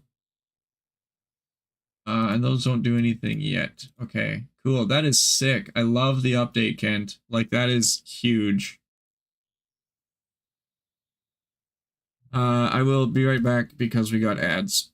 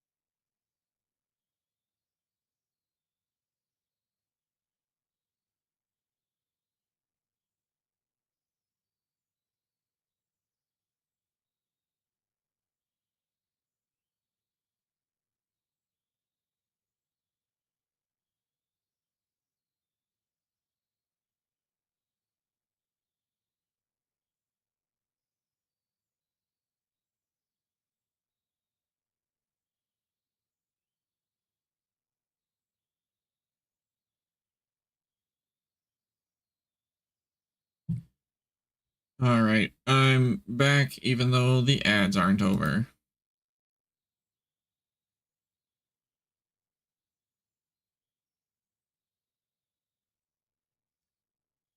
Oh, that messed up my crop in the small window.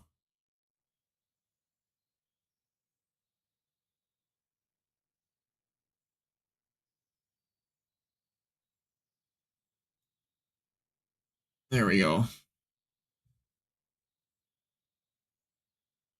Ghouls. No, not ghouls. Hair beasts. That's what we're doing. Oh, and thanks for the Lurkinscape, Lesty.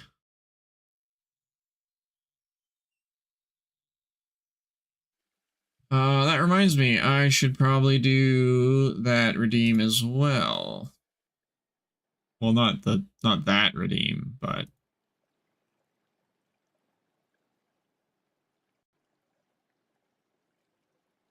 one hour for everybody.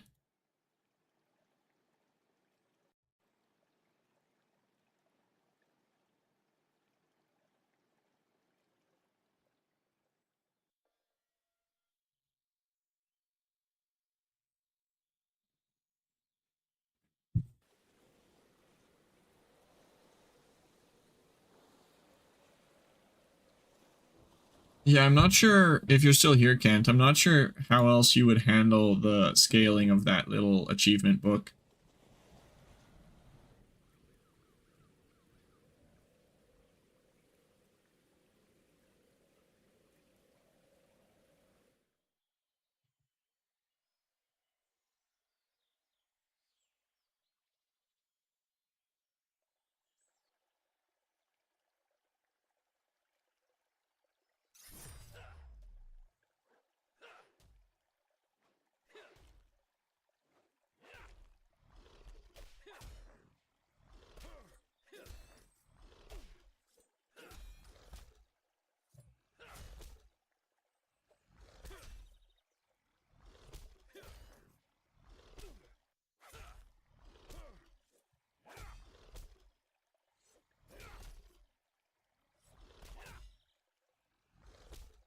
I heard something about scaling. Yeah, just, I'm not sure, like, short of the hand that the, oh my goodness, words.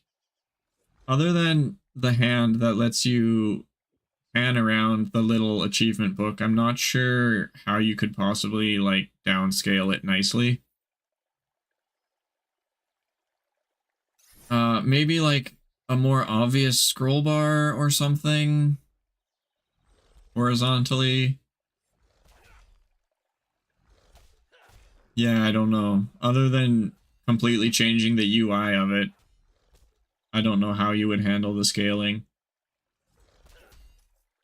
Because, like, now, this is my default size. If I open the tome, it's like this, which is awkward, but passable, I guess.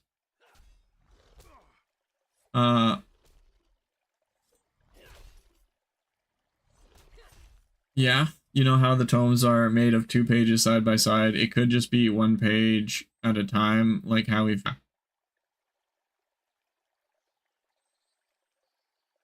I mean, I could also just make the window bigger.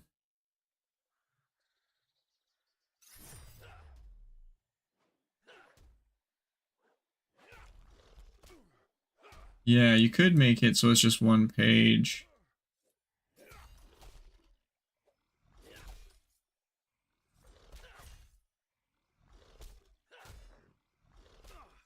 Let's see, in a lot of these windows, this page is fairly empty.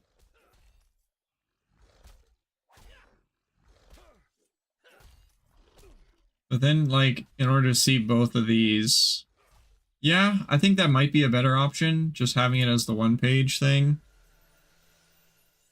Oops. Oh, I can't save it for later. I'm at 200%. Sick.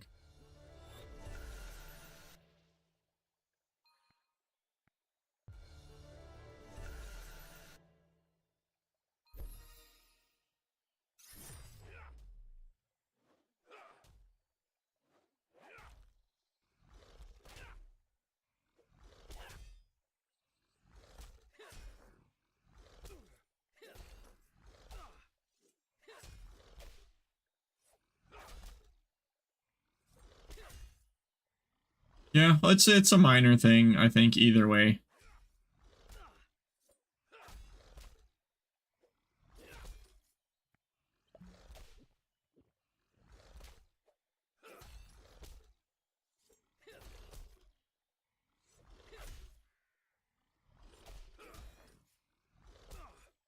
I think that is a wonderful update.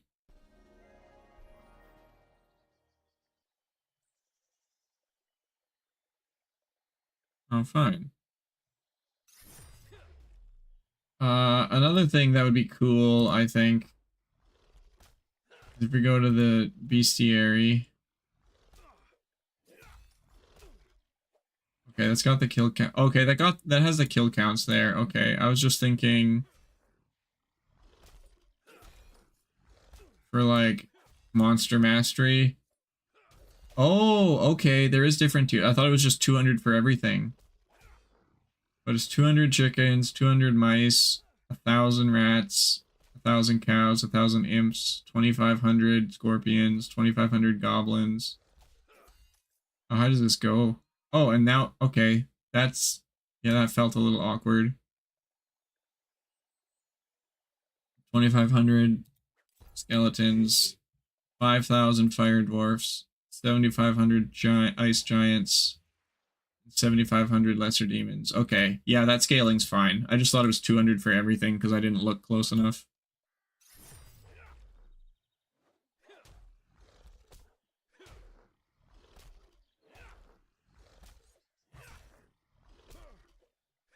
Oh, and also, you know, I'm just nitpicking. Like, I think this is great.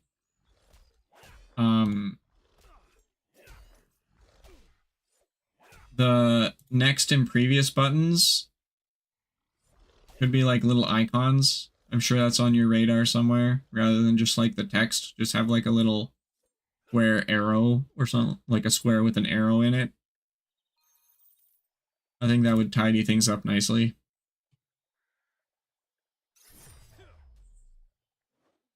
Noted. Yeah.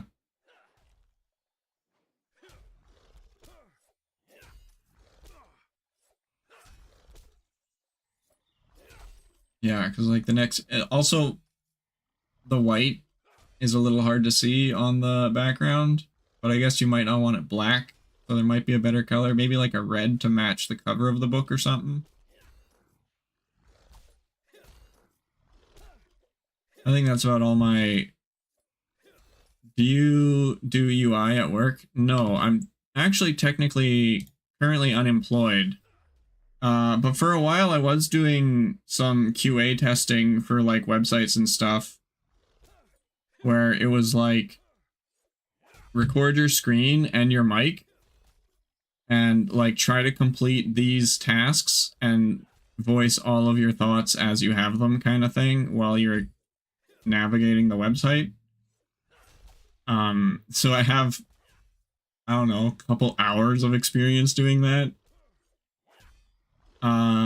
I did also make the Brighter Shores Bazaar. That actually sounds useful. Yeah.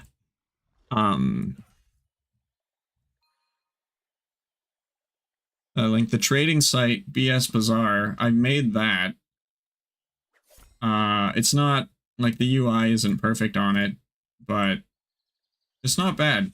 You can poke around there. There's more options that show up if you log in. The sign up through email is currently broken, so the only way to actually sign up is through Discord. But yeah, so like I've done that, and that was 100% vibe coded. So I like to think I have an eye for UI, but it's like I know when things don't look good, but I don't necessarily know how to fix them.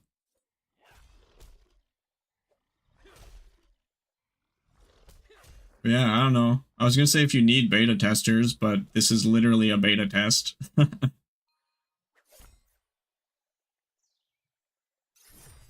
I'd love to help out in any way possible.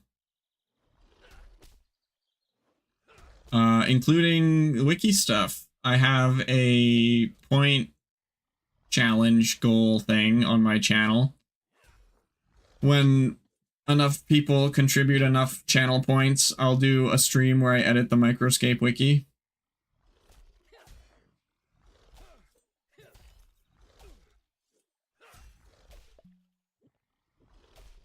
Because I normally do Brighter Shores wiki editing on Thursdays. But I also really want to edit the Microscape wiki.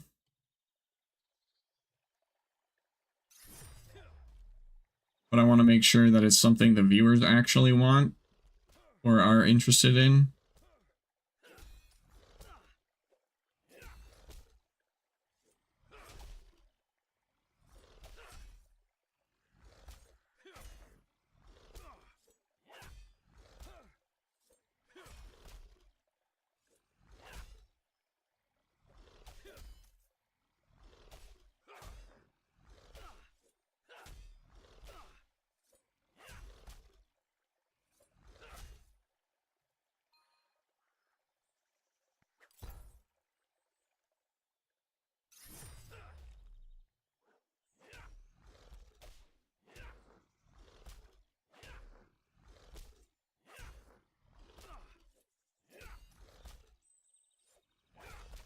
My face doesn't even fit in this little icon completely. That's funny.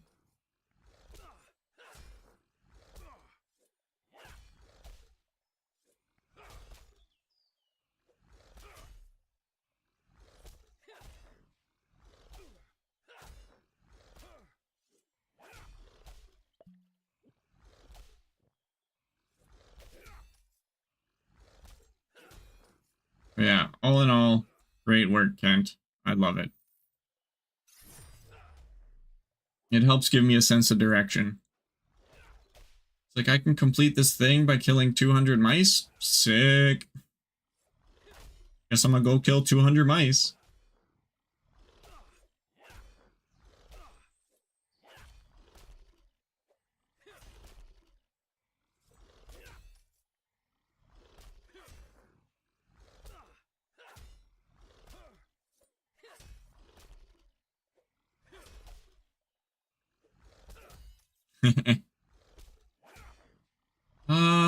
I feel like there was something else.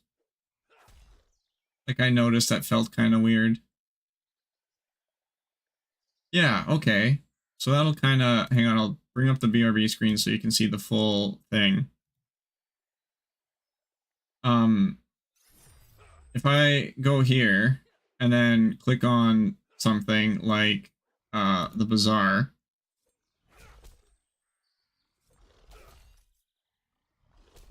Oh, it just froze. Okay, and then I hit the back button. And then I hit the back button. There we go. It closes the thing, which is basically... Oh my goodness, it's kind of laggy right now for some reason. Which is basically the same function as hitting the X. Right? So I feel like the back button should take me back to this window.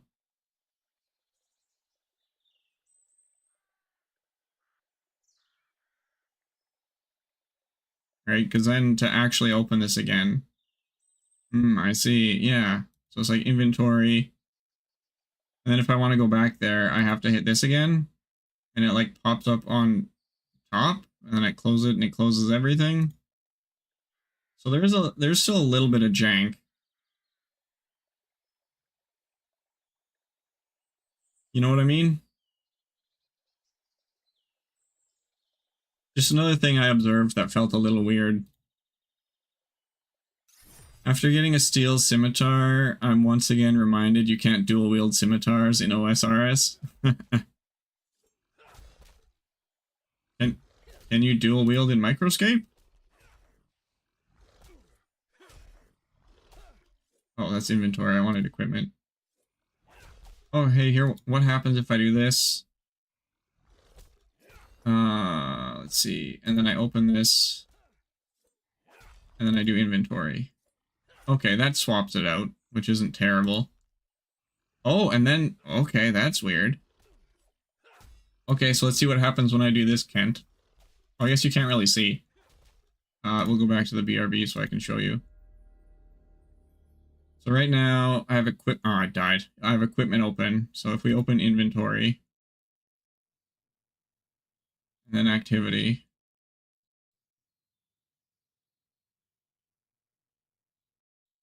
And then energy.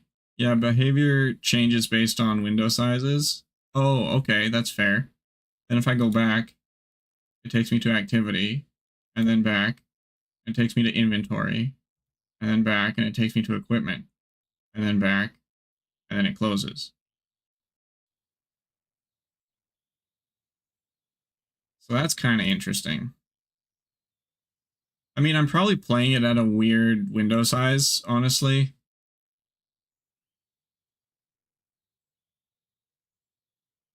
Why is it so laggy, though? That's worrisome. That's probably on my end. I'm straining my computer pretty hard to stream and have all these things going. I wouldn't sweat it. I've literally never noticed it before. Unless it was something that changed with the achievement updates. I wouldn't worry about it.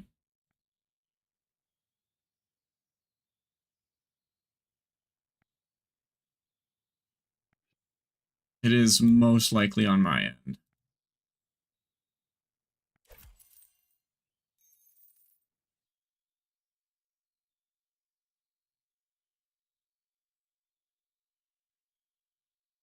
Probably.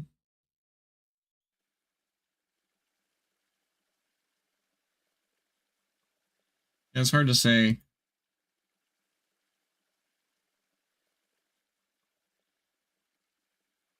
Hell's is still going, hey?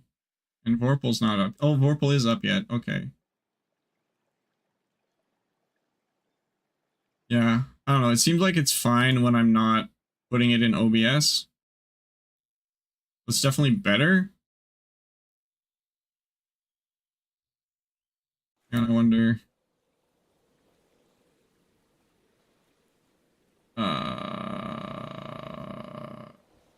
what is it? It's F12?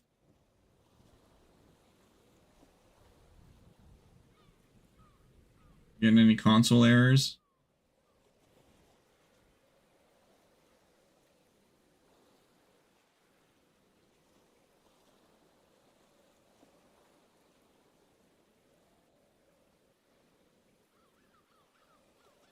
Another 2-hour business call. Help me. I can't hear. Oof.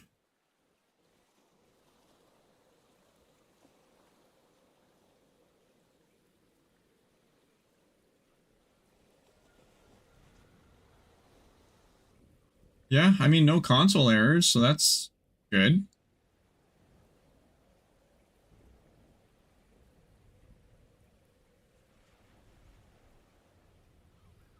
Yeah, so I guess I genuinely don't know if the lag is just on my end, Kent. Maybe see, I know Vorpal's got a decent computer. Maybe see if he has any lag issues or anything like that.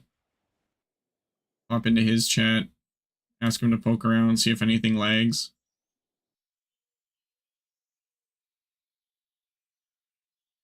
All good, I'll be on the lookout. Yeah. I suspect it's largely me. It could be a little bit of both, honestly. But who knows?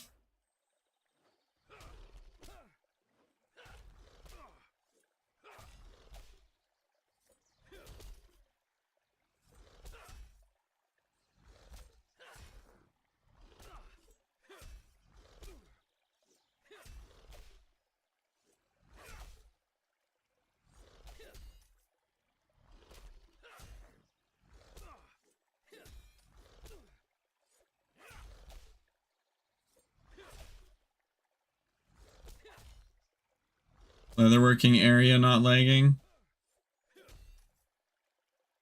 Are you talking Microscape? Greater Shore Central? Is there a leatherworking area? I know there's the tanner. I've literally got 0 cowhide on this account.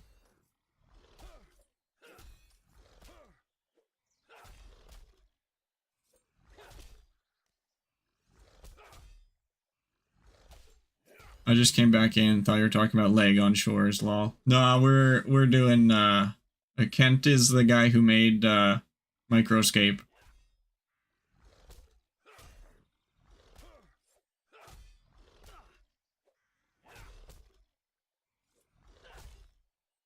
Ah, nice. Yeah, have you checked out Microscape at all, Central? We could stop dying, that'd be great. Helps if I pay attention, I'm sure. Nah, not at the moment. Okay. It's pretty good, not gonna lie. It's a great little idle game. It's inspired by RuneScape Classic.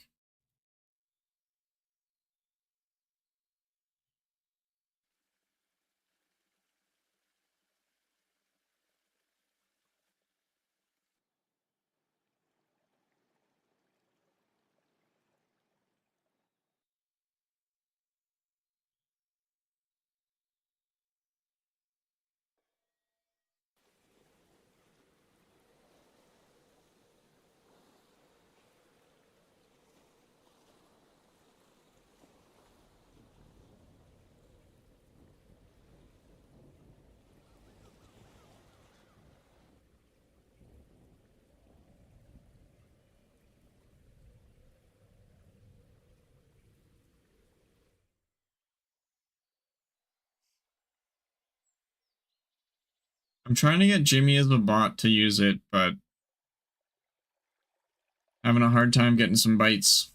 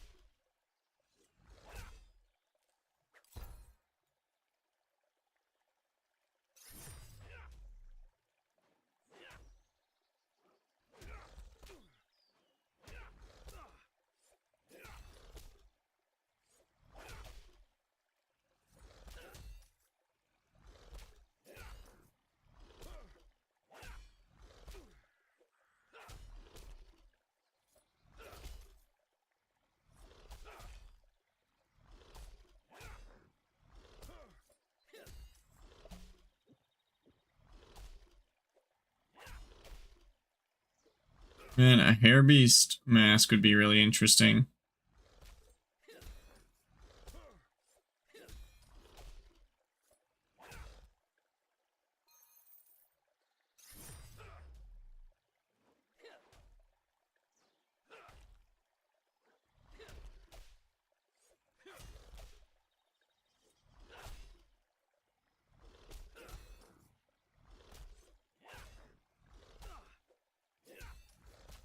It's just Dryerlint with static in it. Facts.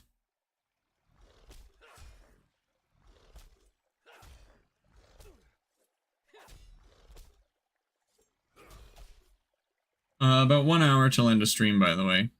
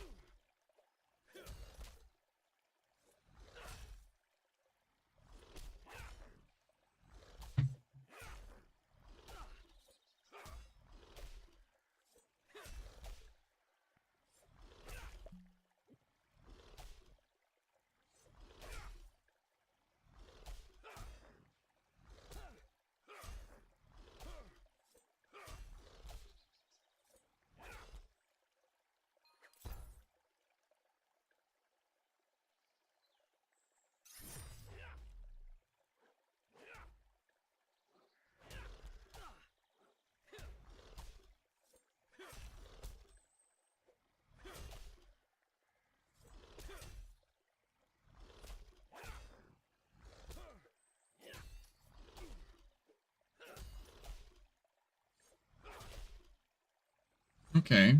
But yeah, it seems like for the most part, my computer can handle multi-streaming, at least YouTube and Kick. Not, oh my goodness, YouTube and Twitch.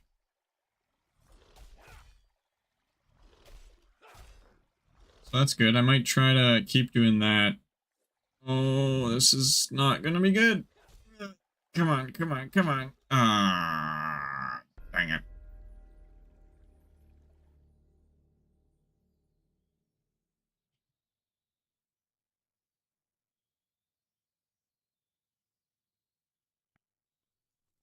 It's Brando. I don't know who that is. I just saw it and thought of like Lando Calrissian. Don't know why.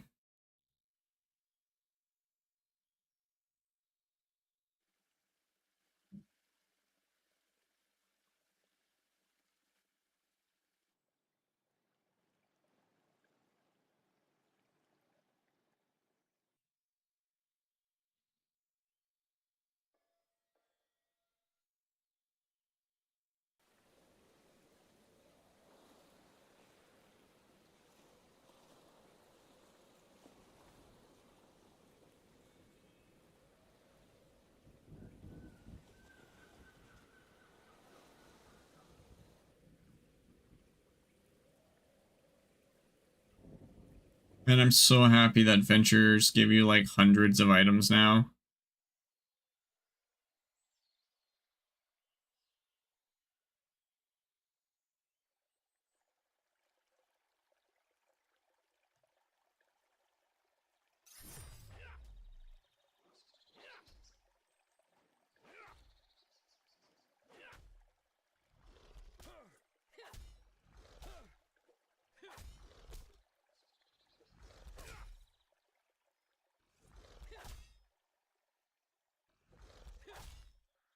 Oh, interesting.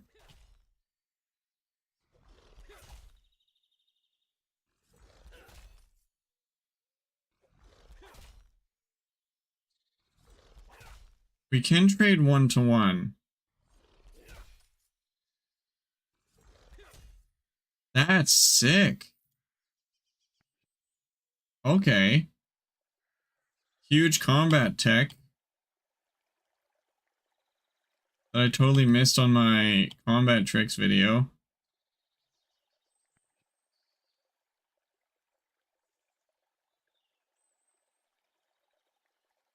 Okay, so let's check this out here. We do this.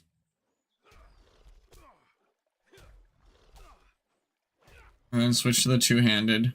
1, 1, 1, 1, 1. Yeah. So he attacks faster than I do. And we'll see what my health gets to.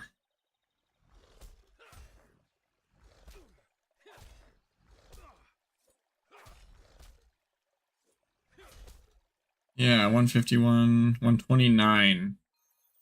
So I got down to 129, but if I just go up to this guy and smack him straight away. Walk under, smack, walk under, smack, walk under. Rinse and repeat. It's always 1-to-1. Oh, yep.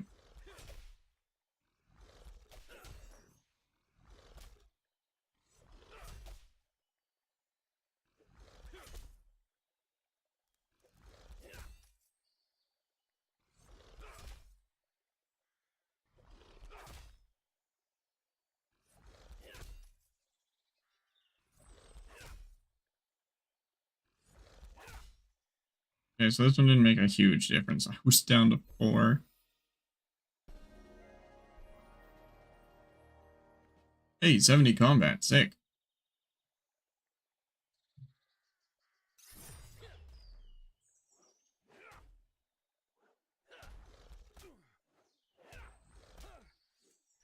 So it seems like walk under might actually be useful.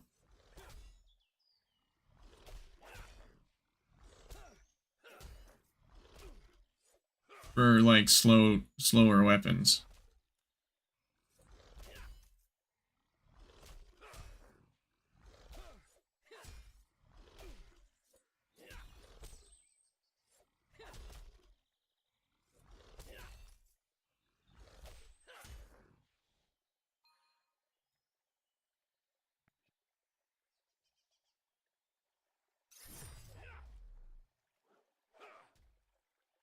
Let's try with this guy.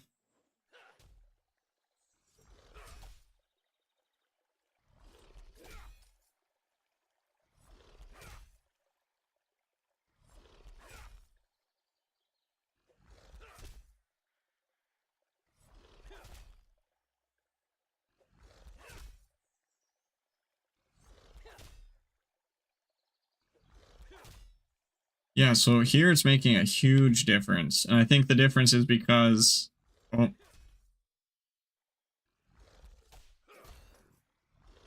Oh, okay.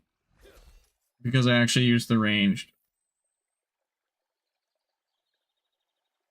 So let's see. If I don't use the ranged attack, he's probably going to kill me.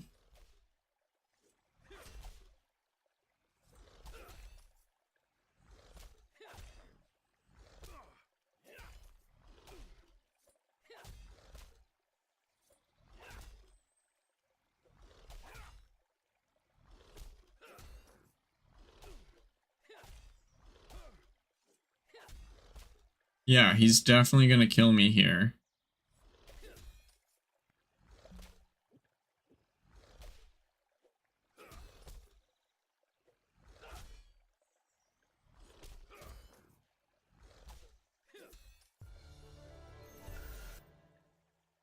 And then now...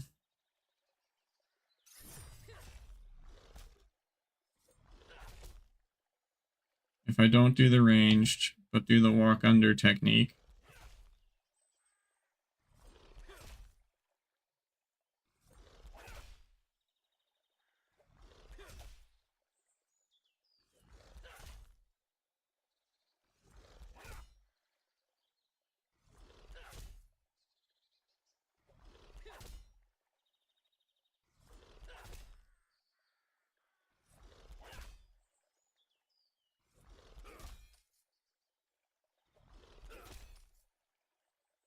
Yeah, I'm at 380 health.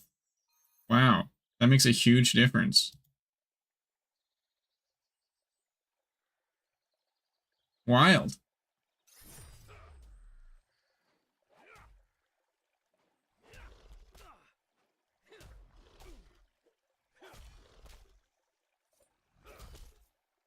So if their attack speed is faster than your attack speed with the two-handed weapon, or I guess in general, if their attack speed's faster, you can make it equivalent by walking under. That's real interesting.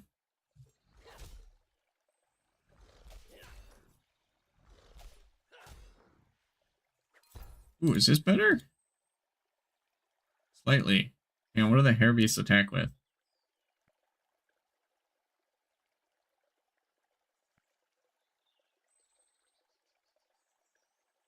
Oh, okay. Hemp stay. So, I mean, it's better, but not in the thing I want it to be.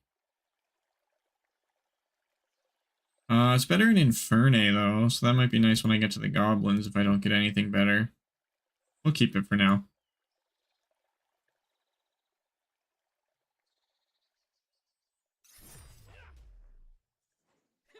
So actually...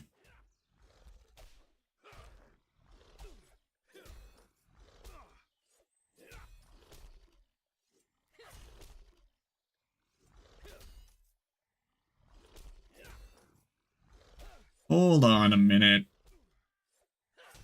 What can I do here?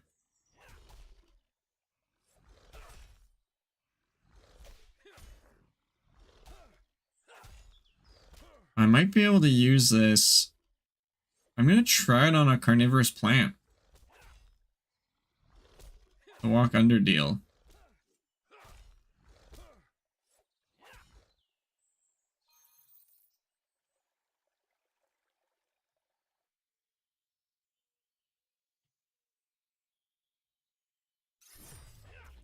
Can I even walk under the carnivorous plants, I wonder? First of all, we need to see if their attack speed's faster.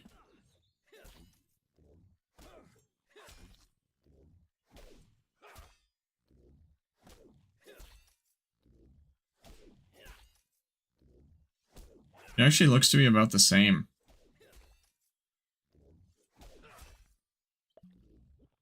Oh wait, I should have stepped away for that. Well.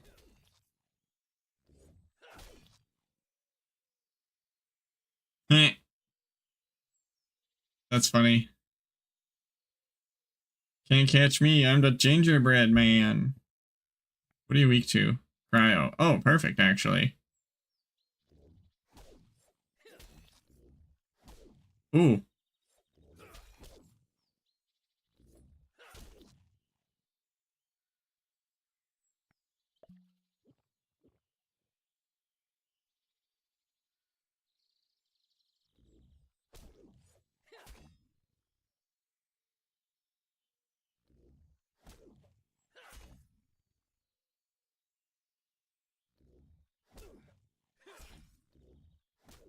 Oh, wow. See, they hit me twice that time. Okay, that's bizarre.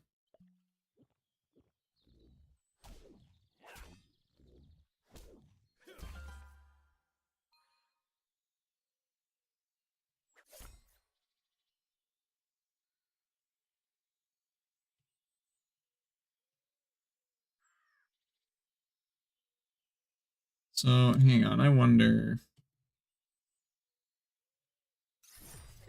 Is it better to walk under or step away?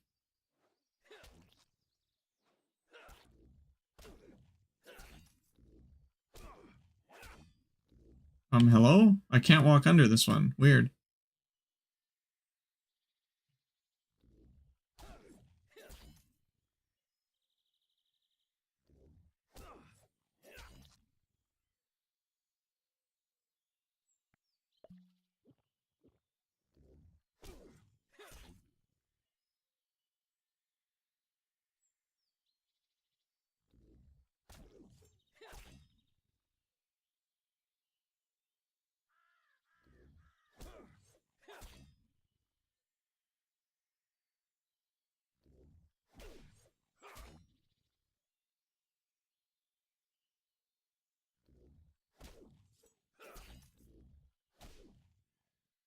You got me twice that time.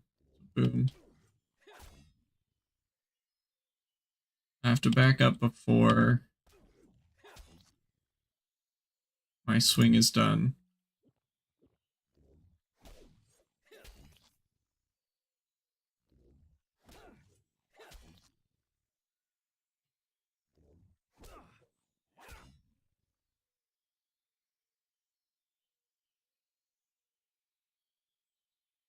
How much XP do these guys give? I didn't even look.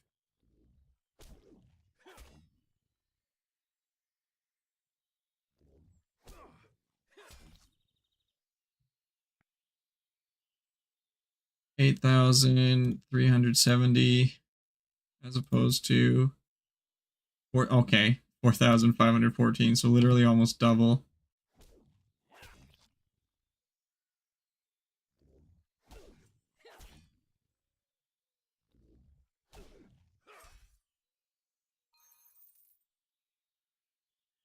Interesting.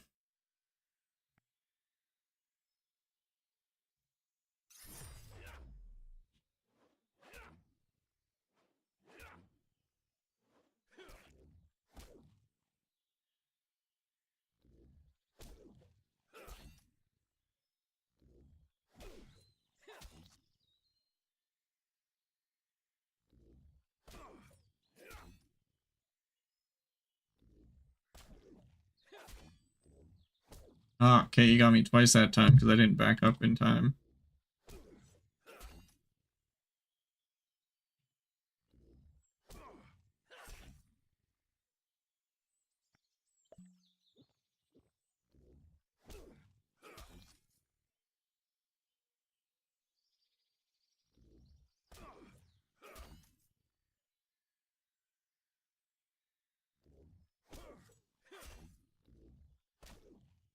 Dang it.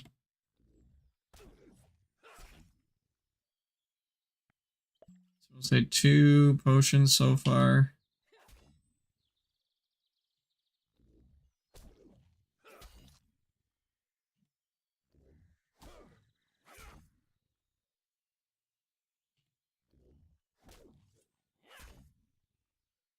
That's going to be 3 potions.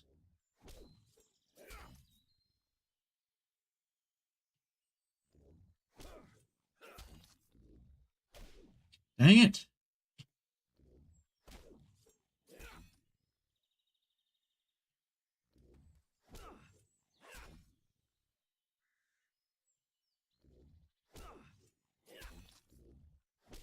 Oh my goodness. He's gonna hit me first. 4 potions. So 4 potions because I messed it up. Let's see if I don't... Now, if I don't do that, how many potions does it take? Or can I even kill them? That's another valid question.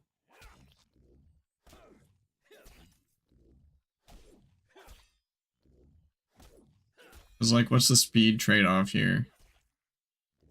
Can I kill one of these faster than I can kill 2 hair beasts?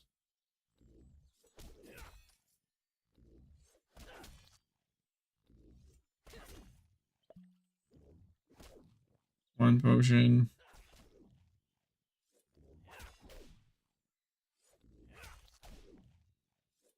Oh, it's not even ready yet. Oh my goodness. I have to do this, otherwise I would have died.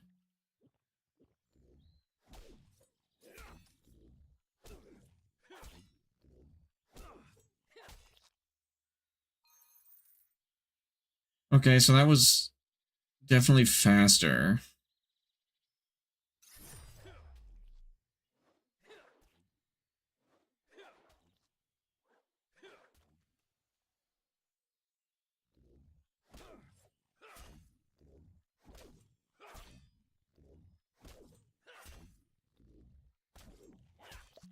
Drink 1.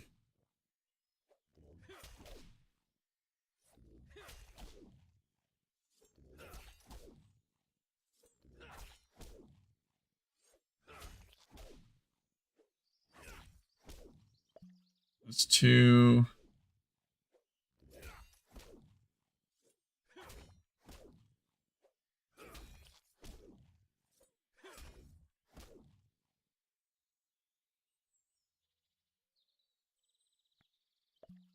That's 3.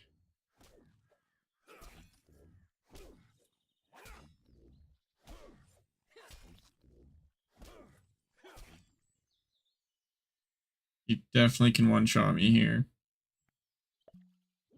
That's 4, so it's about the same.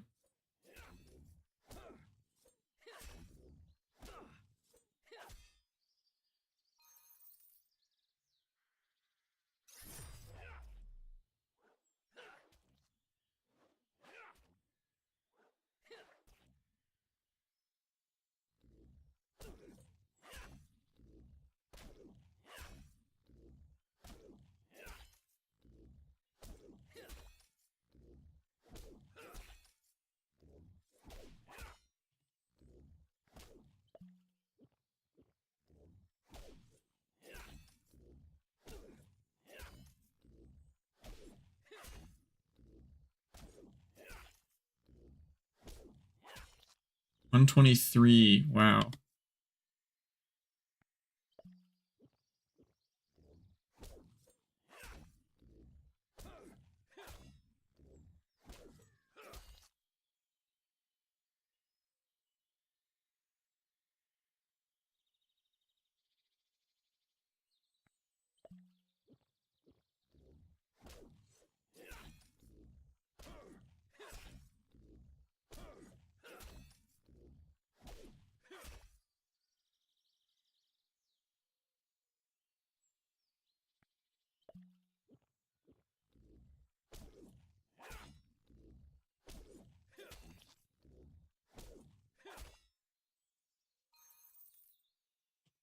Stick with the hair beast for now. That was a fun experiment.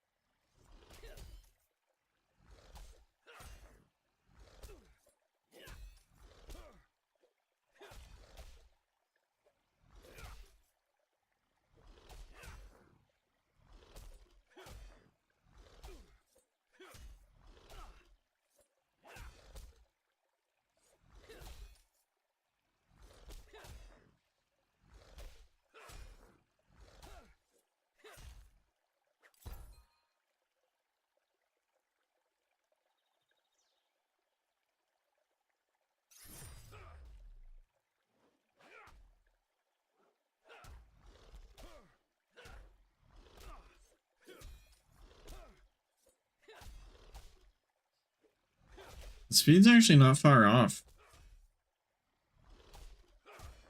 Like, I go through a lot more potions.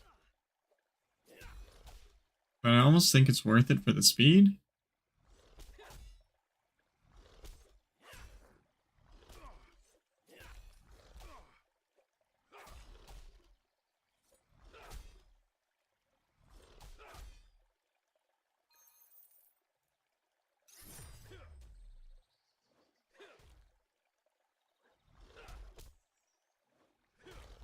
Hey, thanks for the raid, Kels. Huge. I greatly appreciate it. How was your stream? You were doing botanist. Did you hit 200? 200 botany. Nice. Huge, GZ. That is definitely poggers, as the kids say. Your botany is higher than my mains. So that's pretty cool.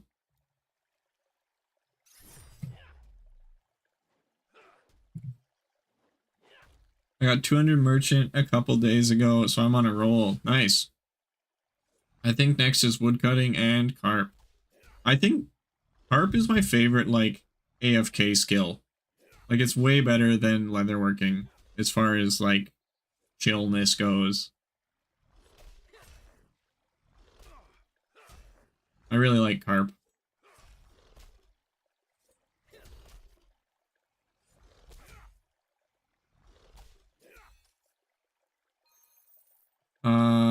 So what, that's gonna put you at base 200s in the forest, hey? What's your total, Kells? I just hit 3k total on my main. Yes, nice. Total is 2825. Nice. Yeah, I just hit 3k total today on my main.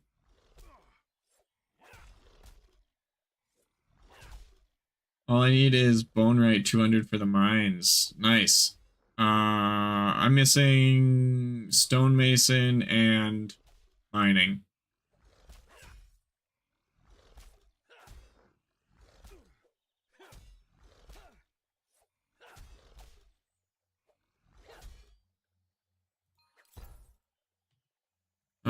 It's at 150. I'm just stubborn and won't passive it because I want to earn it. Yep, that's stubborn. I basically passived the entire thing. I'm passiving it right now.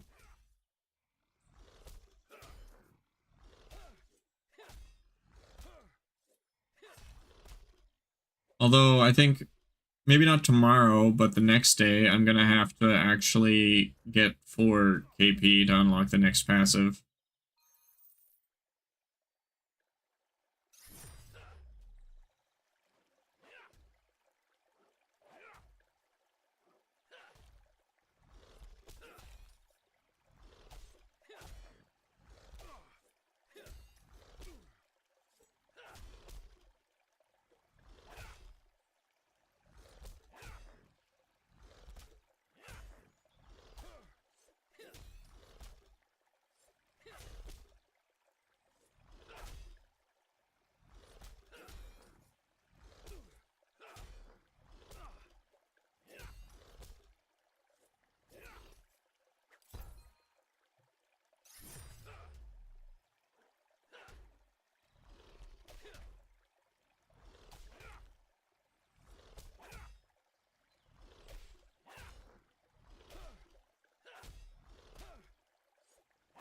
We're gonna be ending in about half an hour though, so we'll be sure to send all the viewers over to Vorpal when we're done here.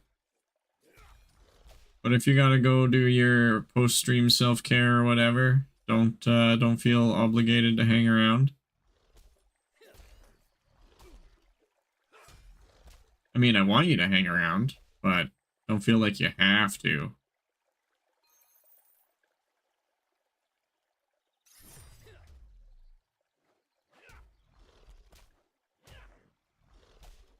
No, I'll hang around. Nice. Did you see the Microscape update? That was pretty huge. The tome? It's like achievements and like combat logs. I did not. Oh man. It's pretty great.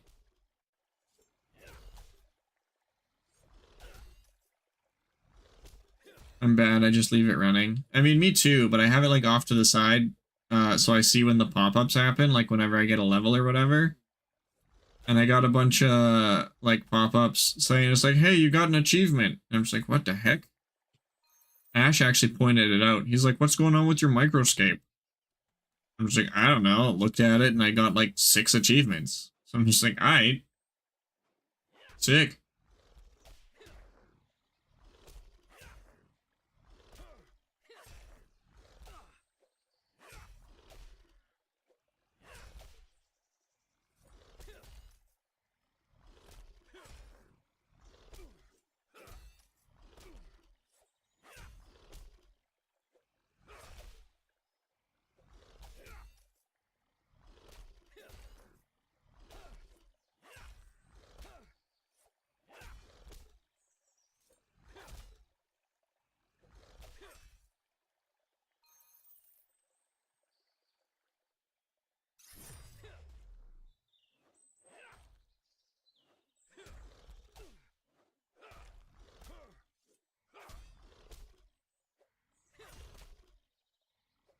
Holy, I'm back. How was the 2-hour work call, swag?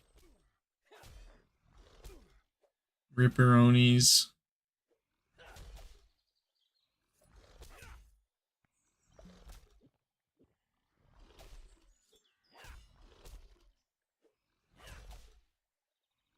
It actually went well, but it still sucks. It's fair enough.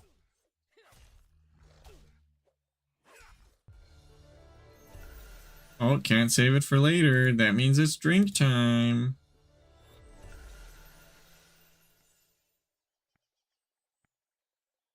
I ran out of my passive and didn't realize. FML. That sucks.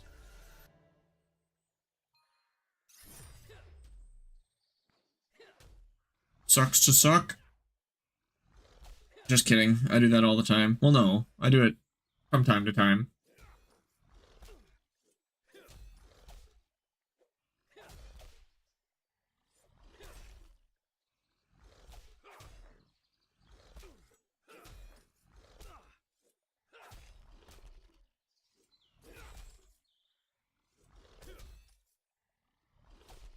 The lurkers in my stream missed a solid 5 minutes of Susie screen time. Oh, man. Susie helped me get the last level of botany. How? How, Kels? How did the cat help you get botany experience? Alk passive only going 11 hours is whack. Yeah. I mean, Ebsworth makes up for it. She was sitting on my lap and being cute and made me happy. Okay, fair enough. I'll allow it.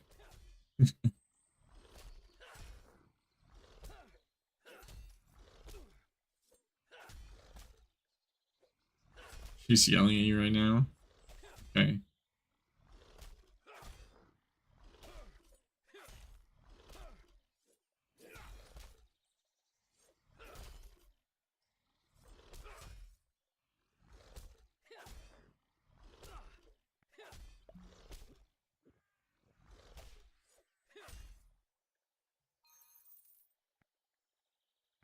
Thought I saw something blue underneath. We got ads coming up in 1 minute, which is good because I have to pee.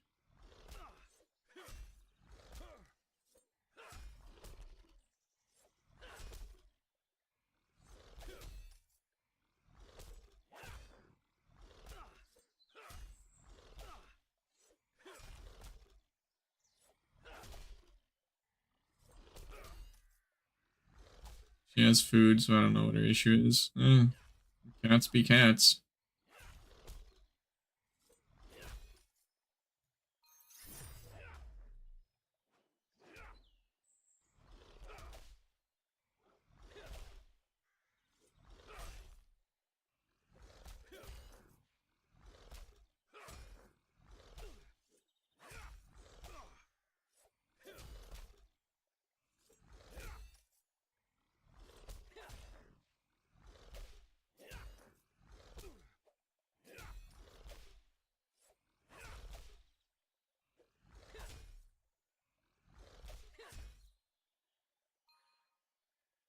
these pondweeds? 34. Okay. Yeah, they're useless to me.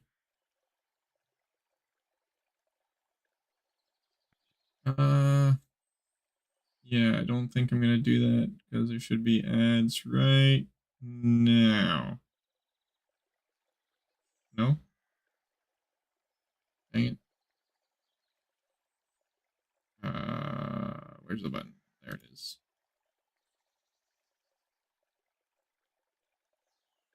Okay, it just says starting soon.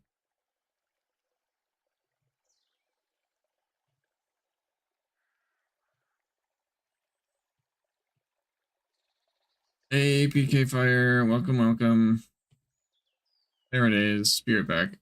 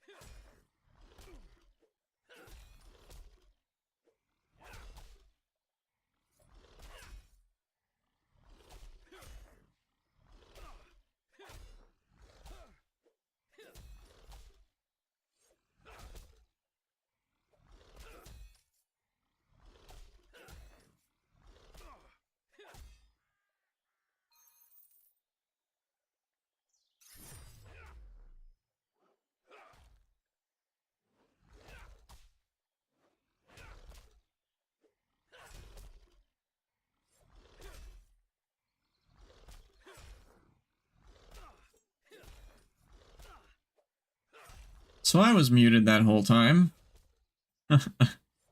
Rip me.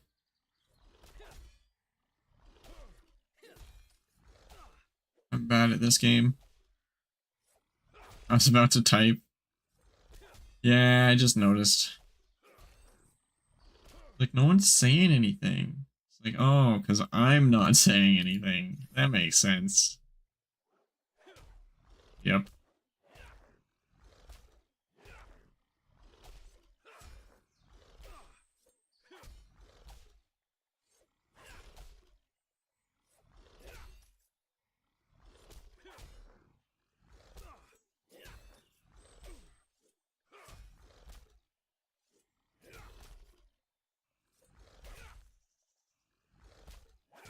I'm liking this playlist.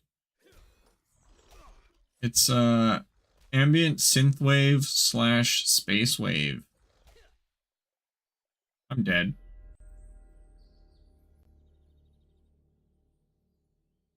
So I do seem to be dropping a few frames. I've dropped 0.1%. Oh, that's weird. Right as I said that, I dropped more. Stop.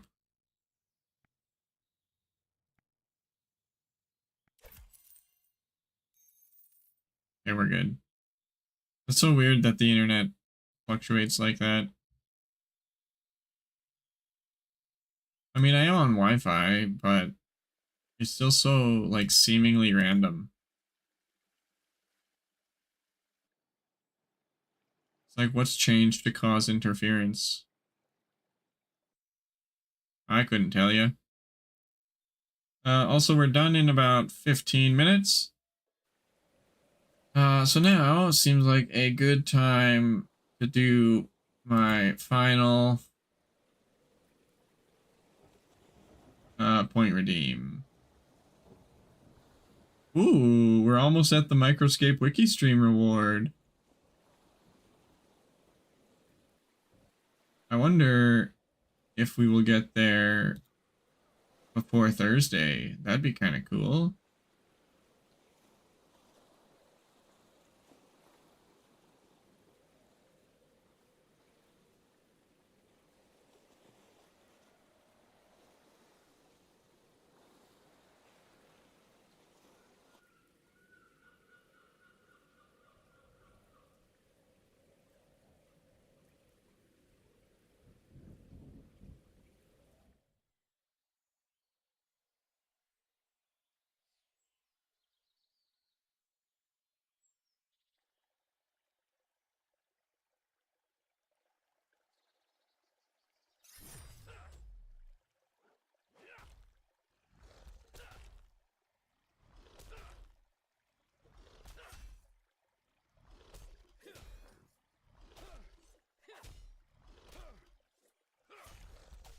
How many of these evil amulets have we made?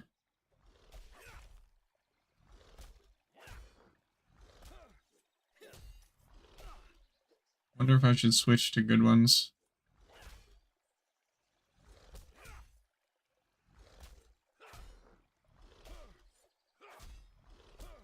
$556. And we'll keep them going, I guess.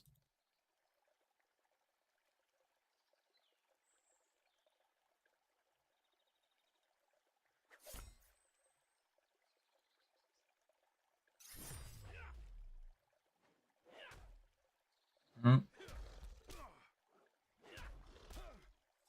Hmm.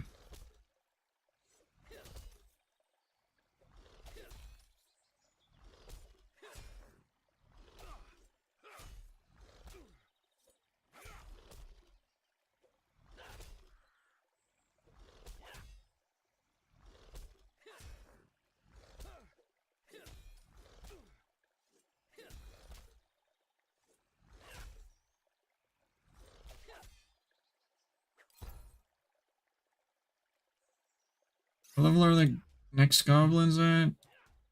76. Okay, so we're creeping up.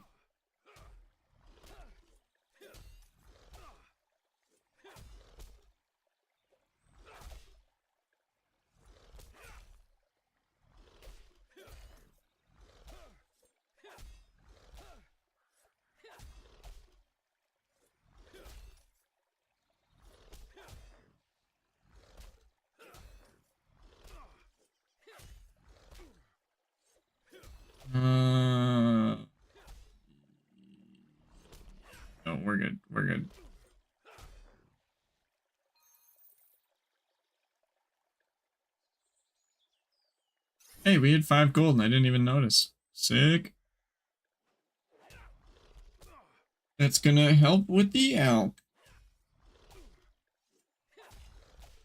That was a good stretch.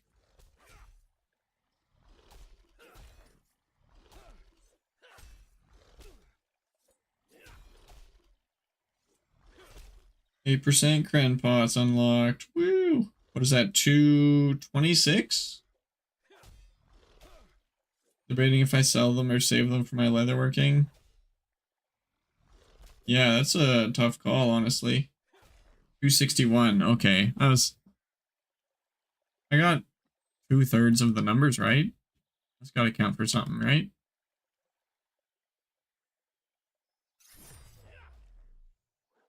I spent like 20 gold today between enchants and a level of alchemy. That's rough.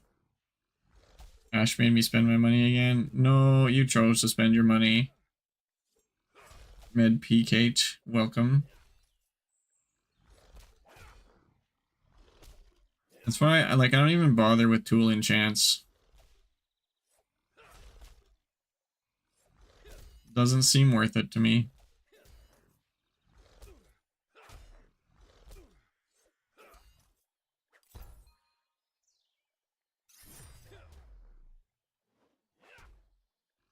No, alchemy came up on the wheel and I had to buy mats.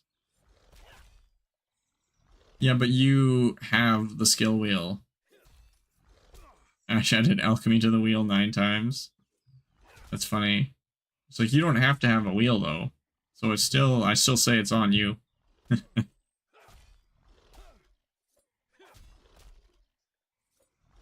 I don't have a wheel. Hey, welcome, Dark Ruler. That's a cool emote.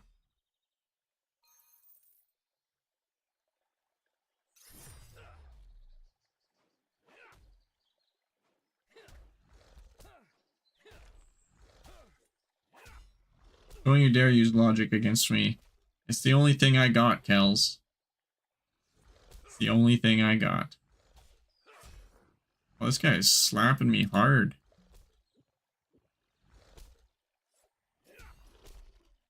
I haven't had a drink of potion in a while.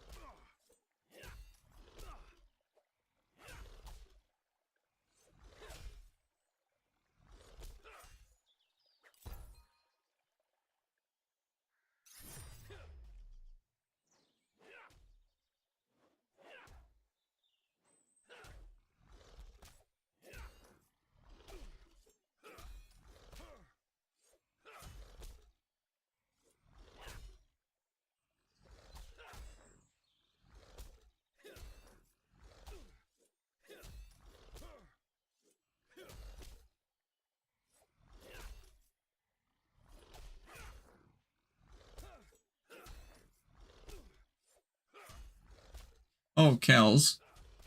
I don't know if you ever listened to any, like, did you ever mess around with RuneScape at all? I don't remember.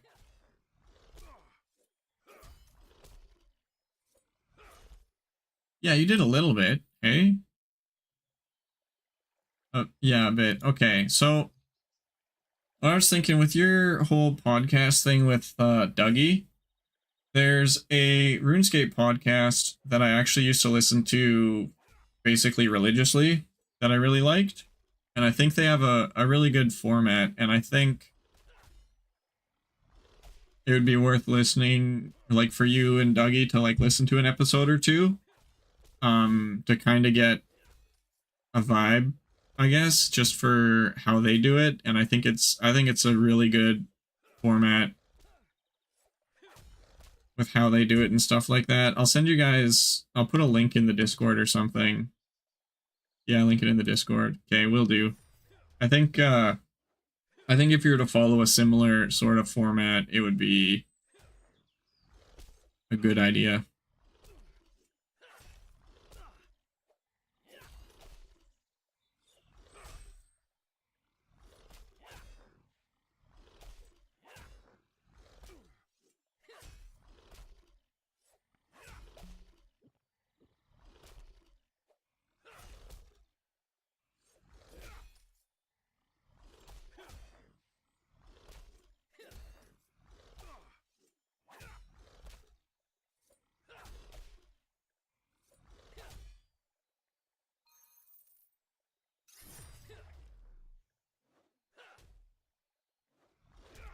State of the Game podcast would go hard for real.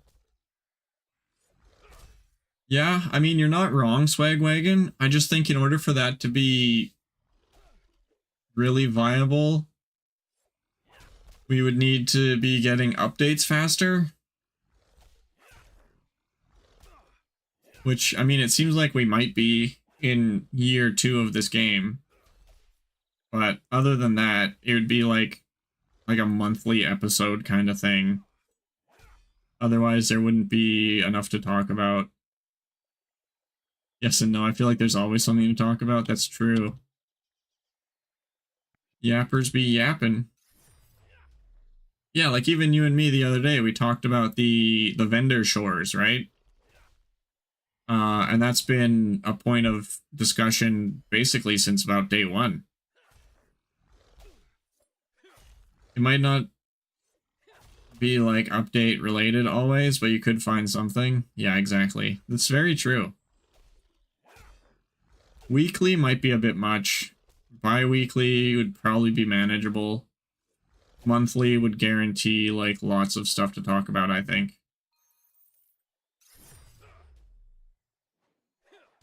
We are doing monthly. Okay, cool. I wasn't sure what you guys had settled on.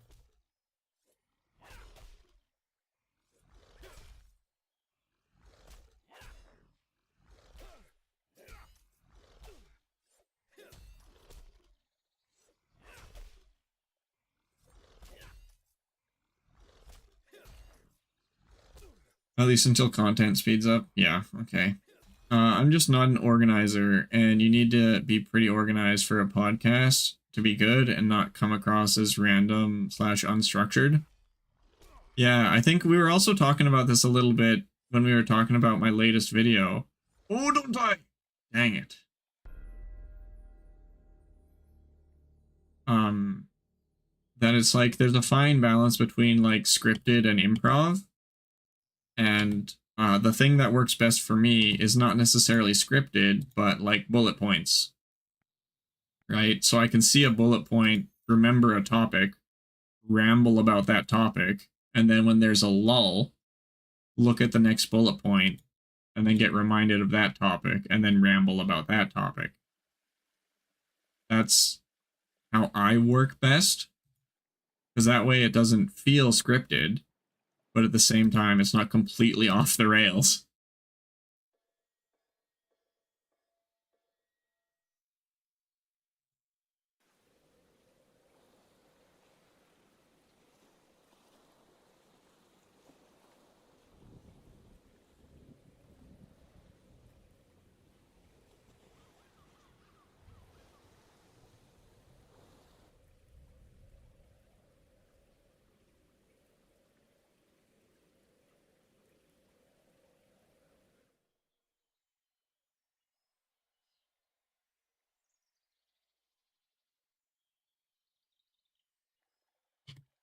I think I might actually do that whole Cronus Rambles thing. I do like the idea.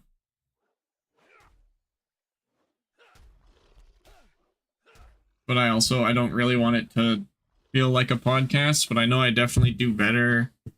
I have someone to bounce ideas off of. So it might be kind of interesting.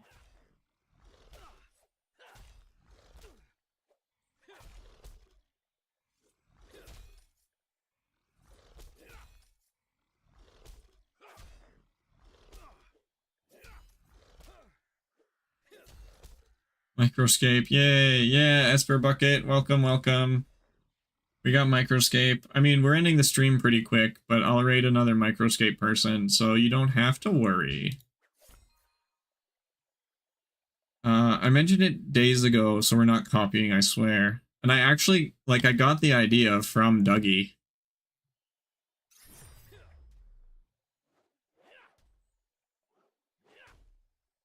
And like I said, it's not like I want to do a podcast. I just want to ramble and get my thoughts out, basically.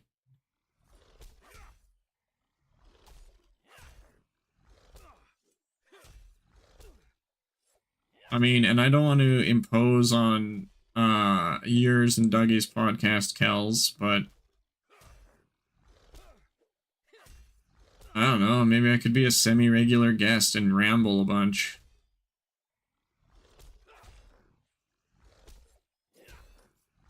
I leave it fully in your hands, though. I will offer my opinions and suggestions whenever prompted, sometimes without being prompted. Oh, that was okay. You beat me to it, the jerk.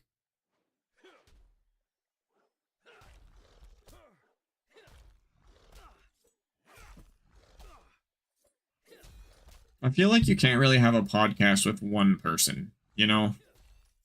I mean, I know you can, and some people do, but it just feels weird.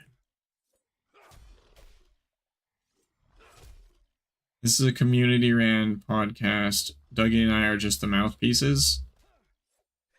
But I don't even know what that means. Yeah, definitely, lol. About the one-person thing, yeah.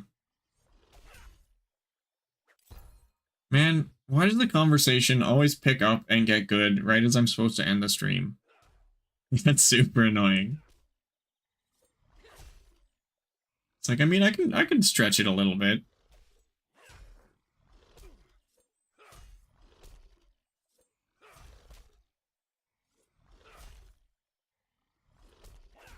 My stomach isn't eating itself yet, so I can go for an extra little bit.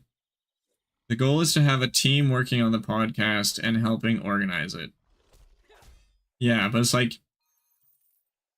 you and Dougie are the hosts, clearly, right? And so, what would this team do? Like, I can definitely offer help and support on the technical end. A lot of podcasts have producers. I don't even know what a producer is. Yes, okay, I assume that's yes to the you guys being the hosts bit.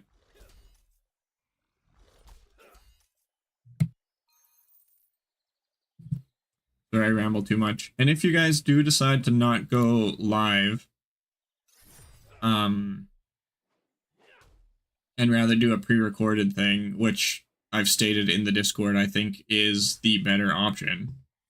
It's like, I can even do the video editing if neither of you guys feel like doing it, kind of thing. Because a podcast is actually really easy to edit. You just kind of plop all the stuff in there, cut out the random junk, and make sure the audio lines up with the video. Helping to plan discussion topics, helping us vet guests to make sure they won't be problematic, maybe helping edit videos. I don't know, it's still in the very early stages. Yeah, that makes sense. Well, I'd definitely be willing to help on the technical side. If you ever need a guest to ramble about something, I can probably oblige.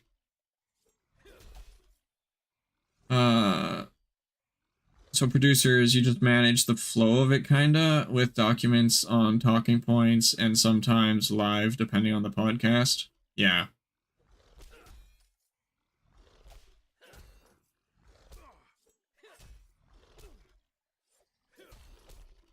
So what the podcast that I'm going to link in the Discord, Kells, that I think is a good example to sort of work off of, what they do is they record their podcast basically live in Discord. So people can join in the Discord and listen to the podcast while it's being recorded live. And then they take that recording, edit it, and release it as the actual podcast episode. Which I think is a really good way of doing it. Often the producer would be the ones researching things too. Okay, interesting. Being a producer could be fun.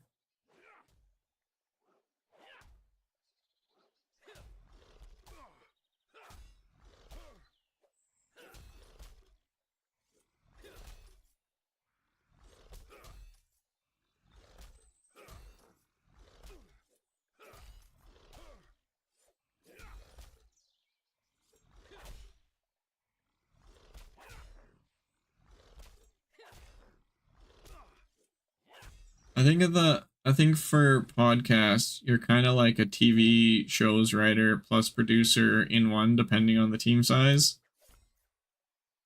Yeah, that kind of makes sense.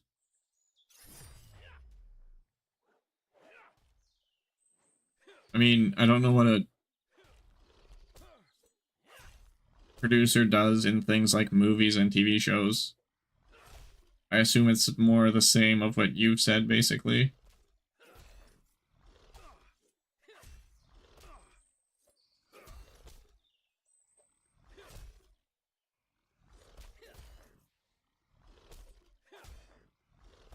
I don't know if you know Meet Crayon / Papa Meet, but he kind of does your ramble things and it feels like a podcast. I might have to look it up. But his friend who does the camera work does all of the research and talking points too.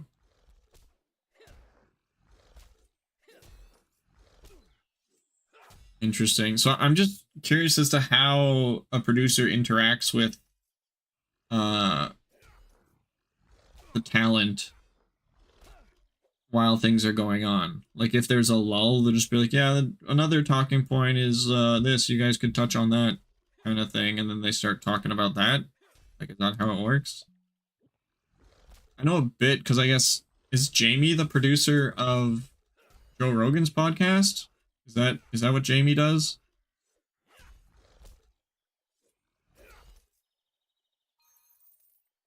I think it's mad dependent on the group. Hey, fair enough.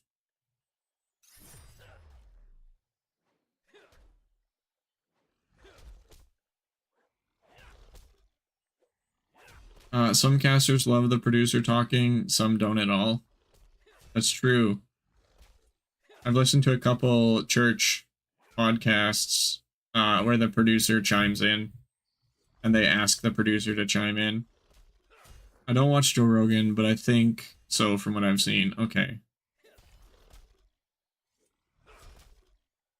Guy like off screen with a mic chimes in sometimes. Yeah, exactly. And Joe Rogan will be like, hey, Jamie, pull this up. And then he like pulls up like a web page or something or like an image on the screen.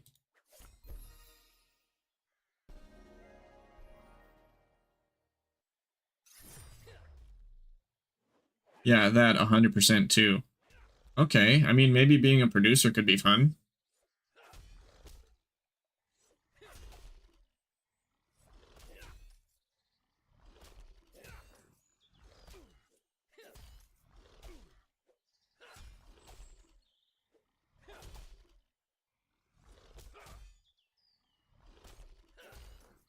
Yeah, I'd be interested in being either a producer or an editor or something like that, Kells, if you're at all interested in that sort of stuff.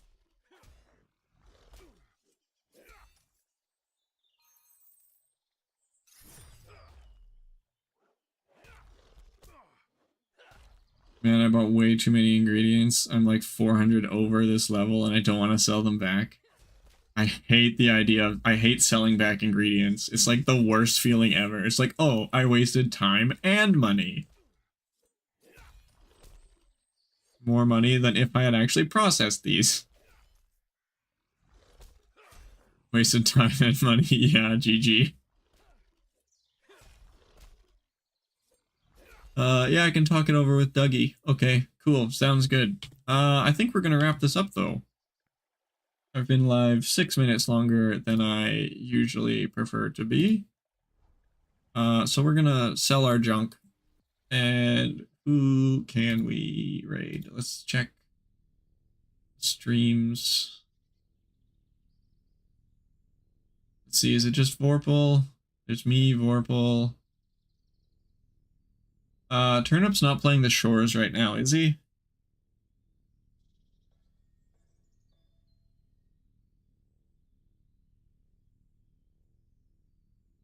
If you want to use your Microscape redeems, now's the time.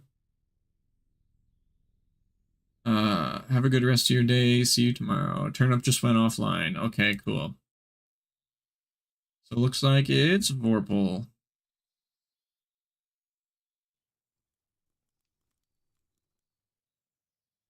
Old Faithful.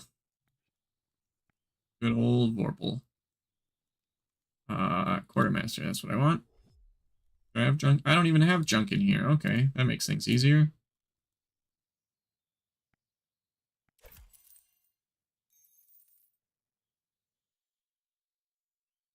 Okay, and I think we're probably just gonna Ebsworth, even though it's not the most efficient. Yeah, I don't want to buy this stuff for 400% wealth.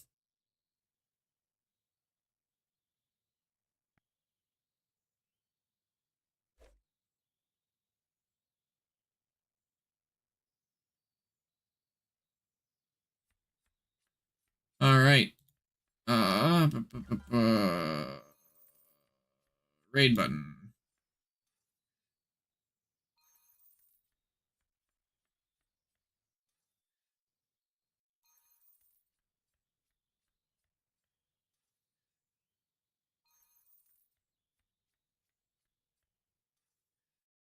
All right. So thank you everybody for stopping by. Eventually this raid window will load. It would be much better if Twitch's UI wasn't garbage.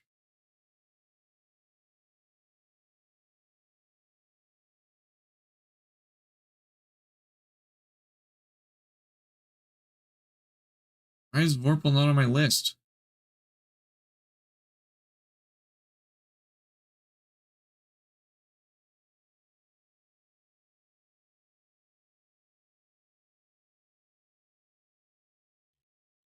What the heck?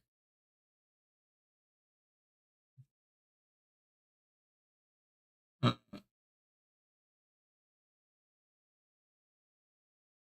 you beat the A game? No, I got bored. Okay, that's funny. Same category. Okay, there we go. Vorpal 8888.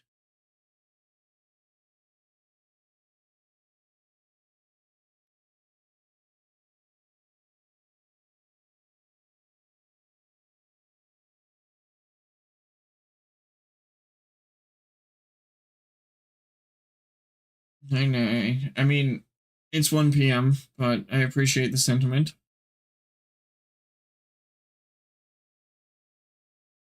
Okay.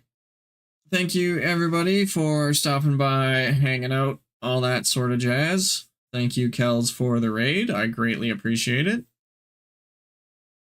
Yeah, what did we do? We gained a good bit of combat levels. I think we started at, I want to say 66, and now we're 72, so that's decent. Yeah, we'll be back at it again tomorrow. Same time, same place. Wednesday, yeah, nothing special. We might do the